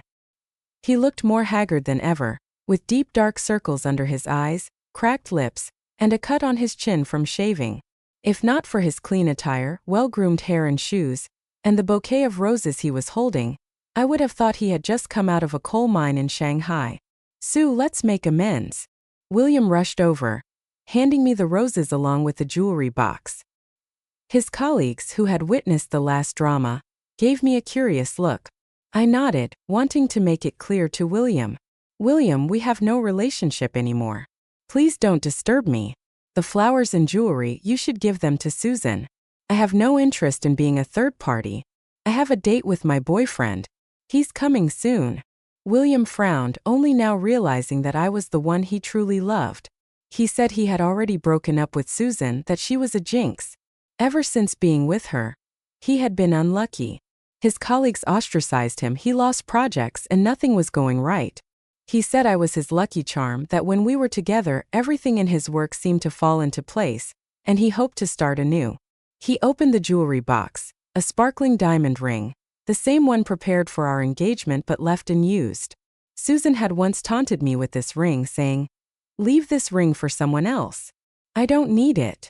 It turned out hearing someone speak when you no longer love them is torture. So when Peter showed up at the company door, I almost lit up. I had only one thing to say to William. "Sorry, my boyfriend is here. If everything goes smoothly, I will marry him. So don't come looking for me anymore." Peter and William. Honestly, I had never compared them before. But at that moment, seeing both of them together, the only word in my mind was downgrade. Peter's tall figure, along with his face, exuded the word elite from both inside and out, while William, with empty eyes, looked like he hadn't slept in days. More importantly, William seemed to recognize Peter. His eyes showed hesitation, mostly disbelief, and finally he stammered, "Peter," then quickly left. This time, even I couldn't understand. "Is this your way of scaring off a rival?" I asked Peter. He didn't answer my question, changing the subject. "I just heard someone say they're going to marry me." "That was just a strategy, mere words, don't take it seriously, Peter." "This is not a strategy," I said, my voice wavering slightly. Peter reached into his pocket and pulled out a jewelry box. He took out a ring, one he had clearly kept for this moment. "Put it on first so we can shoo away the flies. Otherwise, we'll have to do it again." I hesitated. We had been together for less than 3 months. Was it too quick to agree to marriage? What about the 999 steps we agreed on? Peter seemed to sense my thoughts. "Don't burden yourself. It's just shooing away flies." His tone was light, almost casual. Wouldn't proposing be that casual? How can you skip the red wine, roses, chocolates, followed by a lavish dinner and citywide fireworks? I hesitated further. The ring he gave me was obviously expensive, with a diamond at least 3 times larger than the one William had given me. "It's fake," Peter said, sensing my uncertainty and sliding the ring onto my finger. I laughed as I hung up the phone. Some people just think they're clever. Dancers unable to dance, painters unable to hold a brush, singers losing their voice, or social media stars losing their looks. All crucial for their survival. For me, dance wasn't just a career. It was a dream and life itself. "But she is wearing a t-shirt and jeans," the makeup artist remarked. I smiled without responding. Some things are better left unsaid to outsiders. William was late picking me up, and no one answered the phone. I called a friend downstairs, who told me he had already gone upstairs a while ago. Gone upstairs for a while? A woman's intuition is truly mysterious. At that moment, my mind was filled with thoughts of Susan. Without hesitation, I got up and walked out, swaying my dress. Next to the dressing room was a lounge with the door slightly ajar. I could hear voices coming through it. I walked over and heard William saying, "This is the last time I'll call you brother. From now on, you'll be my brother-in-law. I feel so sad. Sister is so happy being able to marry you. You're such a good person. Sister must have saved the galaxy in her past life." Susan responded, "Brother, what should we do? I really like you." William said, "Susan, don't do this. Sister and I are about to have our engagement ceremony." The room fell silent. I hesitated for a moment, then pushed open the door. The two of them were already on the couch, with William kissing Susan passionately, one hand not staying within appropriate bounds under Susan's dress. My whole body felt frozen. This was supposed to be the scene of our engagement. Did they have no shame? Susan was the first to notice me. They scrambled to get up from the couch, one with hair resembling a bird's nest, the other with a suit so crumpled it was hard to look at. "Sister, it's not what you think." "Sue, let me explain," William said quickly, standing in front of Susan. Their strategic positions were too obvious. When did these two really start? Even if today was the tipping point, they must have been flirting for a long time. I looked at Susan, trying to force a smile. "It's not what I think. It's what I saw." And to William I sneered, "Your words say no, but your actions are quite honest. The engagement ceremony today doesn't need to be cancelled. Just change the bride on the bride's side. William, we're done. Consider it as if I never knew you." I turned and left, tears streaming down my face. In an instant, years of love were easily swept away. Susan followed me out, grabbing me and falling to her knees, slapping herself across the face. The sharp smack echoed through the room downstairs, leaving only Susan's pleading cries to fill the vast space. "Sister, forgive me and William." This time it wasn't intentional. I was mentally prepared to call him brother-in-law. "We didn't do anything wrong. Please believe me and let's proceed with your engagement properly." "Okay." Her words made me laugh out of anger. With a situation like this, how could we continue with the engagement? Should we ignore the glaring issue at hand? William stood by the door of the lounge, unmoving, watching me and Susan, though mostly Susan, with a look of pity in his eyes. My heart sank further and further. How did I not realize before that you two had reached a point where you couldn't control your feelings? You two are quite something. Furious, I turned and ran downstairs. In my 9-inch high heels and long skirt with a wide hemline, I lifted my skirt in front, but it was stepped on from behind, making me tumble down the stairs like a rolled-up dumpling. The pain in my body felt more real than any screams. Everyone rushed to my side. I struggled to stand up, only to realize my right ankle couldn't move. As a dancer, I knew the difference between a sprain and a fracture. A chill ran through my heart. "Quick, take me to the hospital." It was the darkest moment of my life. In one day, I lost my lover and my career. My ankle was shattered. The doctor said I needed surgery with a steel plate and might never dance again. In the hospital room, several dancers from the troupe turned away, wiping away tears. William blamed himself, kneeling by my bedside and repeatedly promising to take care of me for a lifetime. Susan stood at the ward door, crying continuously, occasionally glancing at William like a wronged little wife. I ignored them. My stepmother, unable to bear it, felt sorry for her daughter. "It wasn't your sister who pushed you down. Why are you making such a fuss? It's just a lost leg for you, but for her it's a lost love." I felt nothing but ashes in my heart, not just towards William but towards the whole family. I looked at my stepmother calmly. "If William prefers her, can I break her leg for you?" Since that day, there was no need for me to pretend with my stepmother. Our only interaction was when she told my dad to inform me that she had packed up all my belongings, from childhood to adulthood, so I should move out. She wanted to free up my room for other uses. I nodded and handed my house key to my dad, asking him to help me move my things so as not to take up their space. William came to see me every 2 or 3 days, and I ignored him, telling him to leave. He would silently cut fruit for me, pour water for me, saying that once I recovered, we would get our marriage certificate and he would take care of me for a lifetime. Susan, on the other hand, came every day, crying and asking for forgiveness. I told her to leave and she would kneel down, wailing, fearing that others might not realize how wrong she felt. Whether by coincidence or something else, William witnessed her kneeling several times. When he looked at her, he had the same look of pity as that day. But when he looked at me, he seemed hesitant, almost asking me to treat Susan better. In the end, the two of them transitioned from leaving one after the other to leaving together, no longer bothering to hide their feelings. The other patients started commenting about William, from initially saying, "Your boyfriend seems nice," to, "Your sister's boyfriend is good. He's so caring towards you." What could I say? Could I admit that I had sacrificed one leg to fulfill this couple? I harshly urged them to leave. "Please, both of you, just leave. Instead of coming here to put on a show, why not go on a date and roll around in bed? Didn't we leave things unfinished last time?" Susan pleaded. "Please don't be like this. William and I are just friends. We didn't do anything. If it bothers you, we won't have any contact in the future." I rolled my eyes. "Stop it. For the rest of my life, please don't show up in front of me again." Susan started crying again. William pulled her away and left without looking back. My father had put the packed items in my living room, for woven bags filled with clothes, books, photo frames, simple skincare products, slippers, toothpaste, and chargers, all haphazardly thrown together. I picked out the useful things and then called the recycling station to pick up the old clothes and books. My connection with that family ended after 22 years. When they removed everyone from the family photo except me, I transferred some money to my father, thanking him for raising me. The Cultural and Art Museum offered me a new office job, which was not tiring and very leisurely.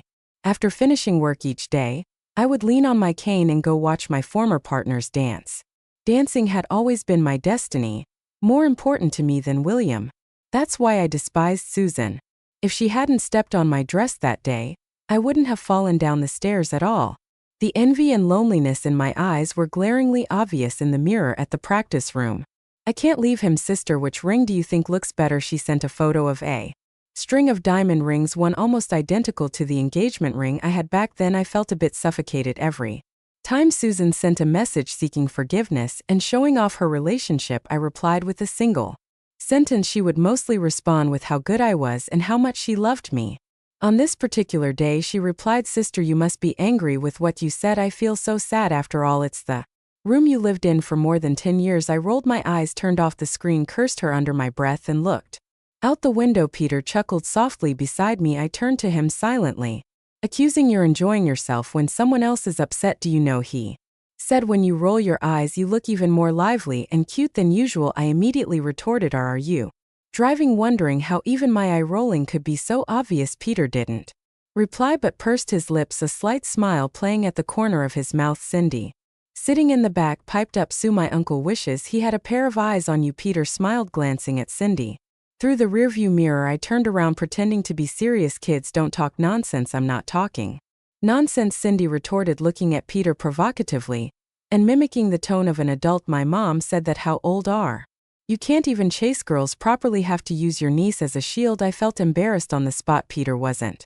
completely at ease either. He raised his left hand, resting it on the window frame, rubbed his temple, and tried to lighten the awkward atmosphere with a smile. Caught red-handed, huh? He glanced at me and changed the subject. Sue, don't you remember me? I really didn't remember. It was only after Peter had half reminded, half directly stated that I recalled a year when after every performance someone would send a basket of flowers. The signature on those baskets was Peter's. Back then we had actually met once after one performance. Peter, accompanied by the troupe leader, personally invited me to perform at their company's annual meeting, promising good compensation. I declined, stating the reason directly: I had to visit my boyfriend's hometown to meet his parents. After that, neither Peter nor his flower baskets appeared again. It hit me like a thunderbolt. Did you think, Sue, now that you're in my car, can I finally succeed in pursuing you? Peter asked with a playful smile. The thunderbolt in my heart slowly dissipated, replaced by a sense of relief tinged with disappointment. I was just an ordinary woman with desires like anyone else, yearning for someone to like me. Who was I compared to a star? I chuckled at myself, shifting my gaze outside the window. Outside, the city lights were coming on now. I was just a dancer who might never set foot on stage again, an administrative staff member at the provincial arts troupe, and a teacher at a children's art institution. You're the brightest. Peter's voice sounded again, deep and slow, as if he had pondered it for a while. Sue, shall we give it a try? The enclosed space of the car was quiet. I pondered for a moment before saying, okay. Peter turned out to be a perfect boyfriend. Every morning he would drive halfway across the city, bringing fresh flowers to pick me up for work. In the afternoon, he would pick me up after work. We'd have dinner together, and then he'd drive me home. This routine was consistent from Monday to Friday. On weekends, when I worked at the art gallery, he would spend the entire day with me. He would either work on his laptop in the parents' rest area, occasionally glancing at the monitors, or stand in the corridor by the classrooms, sneakily watching me. Honestly, this kind of care and attention was something I had never experienced from William. It was sweet. The troop leader teased me after seeing Peter several times. Not easy to be patient and see the moon emerge from the clouds. The deputy leader chimed in, when's the wedding banquet? I didn't know how to respond. My relationship with Peter was just beginning and marriage seemed a long way off. However, Peter smoothly continued, thanks for the well wishes. I'll keep working hard, and you please say a few more good words for me. Help me bring Sue home sooner. The troop leader and the deputy leader both looked at me with meaningful glances, as if saying, you can do it. I was non-committal. The troop leader asked me in private, are you really clueless or just pretending? I was perplexed. The troop leader had to point out that Peter was a famous wealthy bachelor worth billions, ruthless in the business world, but with a soft spot for me. I should seize the opportunity. One on the other hand, and hesitated. I knew Peter was well off from his car attire and mannerisms, but I hadn't realized the extent until now. I felt undeserving and subconsciously wanted to retreat, unsure of what to do. Our relationship had hit a stalemate. I didn't want to commit, and he didn't want to step back. We were more than friends, but not yet lovers. Once a receptionist at the Children's Art Institution chatted with me about Peter. Peter is so handsome and elegant. He really cares about you every time he's here. While other parents are focused on their children, he's always Watching you, his fondness written all over his face the last time you fell. His face turned pale instantly. Before we could react, he had already rushed out, not even taking his phone. It's true. Love, I remembered that incident when Peter rushed into the dance studio, half kneeling in front of me, first nervous, then smiling, asking if I was okay. He effortlessly explained why he was there, helped me get dressed, carried my bag, and escorted me downstairs, but avoided accompanying me home. So considerate. When did you start having designs on me? I sat in his car that night and asked with a smile. I heard you were single, Peter replied, not shying away from the topic. I felt I couldn't miss this chance any longer. Instead of waiting for someone else to make you happy, I thought I should take a shot. I believe I can do it better than most men. His voice grew deeper. I was afraid you might make a wrong choice settling for someone inferior to me, and even more afraid that I would regret it. In the background, Nordic folk music played ethereally and chilly. I looked at him. It was the most heartfelt confession I had ever heard. Peter, I'd like to go see a movie. Okay, at the movie theater. I allowed him to kiss me. Sometimes in relationships between men and women, crossing a certain threshold just naturally leads to the next step. Peter was apparently a kissing enthusiast. Every morning after handing me a rose, the next thing he'd do was lean in and peck my lips. After I got in the car with my seatbelt fastened, he'd lean in for another pill. Laughing, I said, "That's enough." In public, he chuckled and touched his mouth, still seemingly not satisfied. I've been thinking all this time those few kisses just didn't feel enough. What to do? I didn't bother responding. He continued on his own. "Sue, why do you smell so good?" Jokingly, I said, "Probably just mouthwash." He joined in the laughter. When we arrived below the arts troupe building, the familiar routine repeated. "Kisses, kisses, kisses. You've got to control yourself. Everyone you know is watching." I lightly pushed him away. "Everyone in the troupe knows I'm pursuing you. What's there to control?" Peter said, embracing my waist tighter with one hand. "Besides, I've already exercised a lot of self-control if I didn't." His words trailed off as his gaze dropped to my lips. My heart pounded fast and my mind filled with inappropriate yet beautiful imagery. I almost wanted to run away.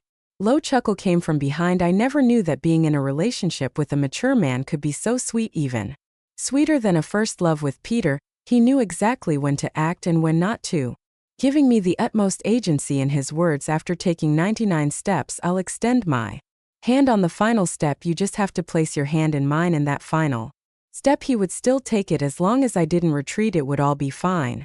Under the night sky beneath a towering clock tower, Peter held me close, regret lacing his voice. "I missed you for so many years." At that point, I was already heading toward WS meeting my boyfriend's parents. "If you show up now, you'd be a home wrecker," I mumbled in his arms. Remember, we hadn't even reached the point of meeting each other's parents yet. It was as if I were a thorn in his side as he held me even tighter, his nose rubbing against mine. "Apart from seeking my wife's opinions, my marriage doesn't need to concern anyone else, whoever it is. They're just being informed." "So, wife, when do you plan to marry me?" I remained silent. I decided to retract my assessment of him being a mature man. We had only taken 999 steps of those agreed upon 1,000 steps, and he was already trying to step over the last one, assuming the title of wife without consulting me. "Are you with someone else now?" William's booming voice echoed over the phone, interrogating me without even using my name. I was taken aback. "William, we've been broken up for so long. You and Susan have a child. Can't I have a boyfriend?" I shot back. "What child have you forgotten? We're engaged." "It was you hugging Susan that day, wasn't it?" We broke up on that very day." You're not suited for double dealing like this." "What breakup? When did I ever agree to break up? You've been the one avoiding me all this time." Peter directly took the phone from my hand, not mincing words. "William, right, I'm Peter, Sue's current boyfriend. Please refrain from harassing my girlfriend or I'll have to call the police." I didn't know how William reacted. As Pet finished speaking, he hung up and promptly blocked William's number. I looked at him in astonishment. "That's my phone. Did you just block someone without my consent?" He smiled. "Sometimes a girlfriend needs to listen to her boyfriend." He returned the phone to me. It was the first time I glimpsed his possessive side. William and Susan must have seen me with Peter on the same day, because after William's call the previous day, the next day Susan showed up at my doorstep outside the practice room of the art and institution. When I saw her standing just half a step behind Peter, chatting, as if they were just finishing up a conversation, a smile bright on her face, my heart skipped a beat. I had lost to her once before, and I was afraid she was trying to repeat history. "What are you here for?" I was full of hostility, even more so than when she used to pester me. And William. Peter walked up to me, turned to look at Susan with a raised eyebrow as if inquiring. Susan looked full of grievances. "Sister, I miss you. It's Been so long since I last saw you, Mom, and Dad miss you too. When are you going back? She looked at Peter pleadingly and stuttered, Peter, please talk to Sis for me. I couldn't swallow my anger and turned to leave. Peter caught up to me and asked if I was mad at him for talking to other women. I'm not mad at you, I'm just uncomfortable. I sighed and said sourly, Peter, we've just met and now we're already brother and sister. I didn't ask her to call me sister. Peter smirked smugly. Sue, are you jealous? How about you also call me brother? I glared at him. He continued to co, if you call me brother, I guarantee no one else in the world would dare to call me that. I rolled my eyes at him, looking at his serious expression, and couldn't help but laugh. What a twisted sense of humor, such a disgusting nickname. As it turned out, Peter indeed had a twisted sense of humor. Much later, at specific times or occasions like when we argued or made love, this nickname was like a switch. Susan took a liking to Peter over the years. Whenever I had something, she would look up to it, and most of the time she would snatch it away. After that meeting, she often ran to the art institutions on weekends, ostensibly to seek forgiveness from me, but in reality she was just trying to get close to Peter. Sue, be careful of your little sister, she's like a serpent, Peter warned. I've rejected her many times, but she's still swooping. And I grunted in acknowledgement. The time I spent with Peter wasn't as long as the time with William back then, but for some reason I had confidence in him. Men of his caliber, if they wanted pretty women, could easily have them with a wave of their hand. He didn't disappoint my confidence in him. I don't like it when others call me that. Susan, you better call me Peter or brother-in-law, even though you're Sue's sister. Please have some self-respect. Whether I'm good or not has nothing to do with you. I don't want Sue to misunderstand. I'm not your William. Your tactics won't work on me. I can distinguish between a stone and a gem quite clearly. These words were relayed to me by the receptionist along with some flattery. Sue, Peter is so handsome. He talks to Susan with a commanding presence.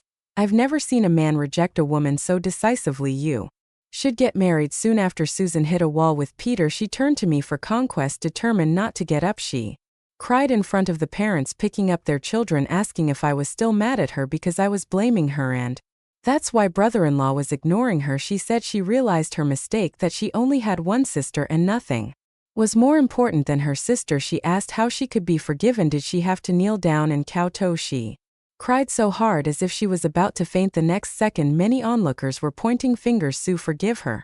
How can siblings hold grudges? Isn't it natural for an older sister to give in her younger sister? I laughed in exasperation. Who said the older sister must give in the younger sister? What if the younger sister is a scoundrel? I looked at the crowd. The best way to deal with green tea was to accuse publicly. At my engagement ceremony, my sister went to confess her love to my fiancé, and they rolled on the couch. Caught in infidelity, my sister stepped on my skirt, causing me to tumble down the stairs and break my leg.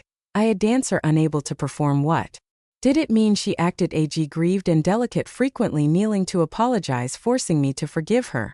Would you dare to have such a sister? I pointed at Susan. Her mother said I only lost a leg. What she lost was love. I just couldn't understand. She was the third party. On what basis did she have to call it love? Even more ridiculous, while I was still in the hospital, she was going in and out with my fiancé. She asked her mother to kick me out of the house, wanting to turn my room into their lover's nursery. After several months of no contact, now that she saw I had a new boyfriend, she came back. My voice grew louder, speaking the truth in anger. Susan, have some shame. The spectators shook their heads, seeing through Susan's deceitful tears. Can't believe it, she's crying so pitifully. It turns out she was pretending, being a third party and pushing Sue down the stairs. Such a person deserves public condemnation, so Sue didn't follow through. She had stepped too far. Did seeing Sue with a good man make her want to seduce a new brother-in-law? Shameless. The biggest difference between acquaintances and strangers is that acquaintances bound by courtesy would only gossip behind one's back. Strangers, if they insult, it's harder to bear. So at the engagement ceremony back then, many people looked uneasy but remained silent. Susan ran off, covering her face. Peter stood firmly by my side, his face with the MC, one hand resting on my waist. Seeing William again, it had been a full 10 months since our last meeting. He looked more haggard than ever, with deep dark circles under his eyes, cracked lips, and a cut on his chin from shaving. If not for his clean attire, well-groomed hair, and shoes, and holding a bouquet of roses, I would have thought he had just come out of a coal mine in Shanghai. Sue, let's make amends. William rushed over, handing me the roses along with a jewelry box. His colleagues, who had witnessed the last drama, gave me a curious look. I nodded, wanting to make it clear to William, we have no relationship anymore. Please don't disturb me. The Flowers and jewelry, you should give them to Susan. I have no interest in being a third party. I have a date with my boyfriend. He's coming soon. William frowned, only now realizing that I was the one he truly loved. He said he had already broken up with Susan, that she was a jinx ever since being with her. He had been unlucky. His colleagues ostracized him. He lost projects and nothing was going right. He said I was his lucky charm, that when we were together everything in his work seemed to fall into place and he hoped to start anew. He opened the jewelry box. A sparkling diamond ring, the same one prepared for our engagement but left unused. Susan had once taunted me with this ring, saying, "Leave this ring for someone else. I don't need it." It turned out hearing someone speak when you no longer love them is torture. So when Peter showed up at the company door, I almost lit up. I had only one thing to say to William: "Sorry, my boyfriend is here. If everything goes smoothly, I will marry him, so don't come looking for me anymore." Peter and William, honestly, I had never compared them before, but at that moment, seeing both of them together, the only word in my mind was downgrade. Peter's tall figure, along with his face, exuded the word latte from both inside and out, while William, with empty eyes, looked like he hadn't slept in days. More importantly, William seemed to recognize Peter. His eyes showed hesitation, mostly disbelief, and finally he stammered Peter, then quickly left. This time even I couldn't understand. "Is this your way of scaring off a rival?" I asked Peter. He didn't answer my question, changing the subject. "I just heard someone say they're going to marry me. That was just a strategy. Mere words, don't take it seriously." "Peter, this is not a strategy," one said, my voice wavering slightly. Peter reached into his pocket and pulled out a jewelry box. He took out a ring, one he had clearly kept for this moment. "Put it on first so we can shoo away the flies, otherwise we'll have to do it again." I hesitated. We had been together for less than 3 months. Was it too quick to agree to marriage? What about the 999 steps we agreed on? Peter seemed to sense my thoughts. "Don't burden yourself, it's just chang away flies." His tone was light, almost casual. "Wouldn't proposing be that casual? How can you skip the red wine, roses, chocolates, followed by a lavish dinner and citywide fireworks?" I hesitated further. The ring he gave me was obviously expensive, with a diamond at least 3 times larger than the one William had given me. "It's fake," Peter said, sensing my uncertainty and sliding the ring onto my finger.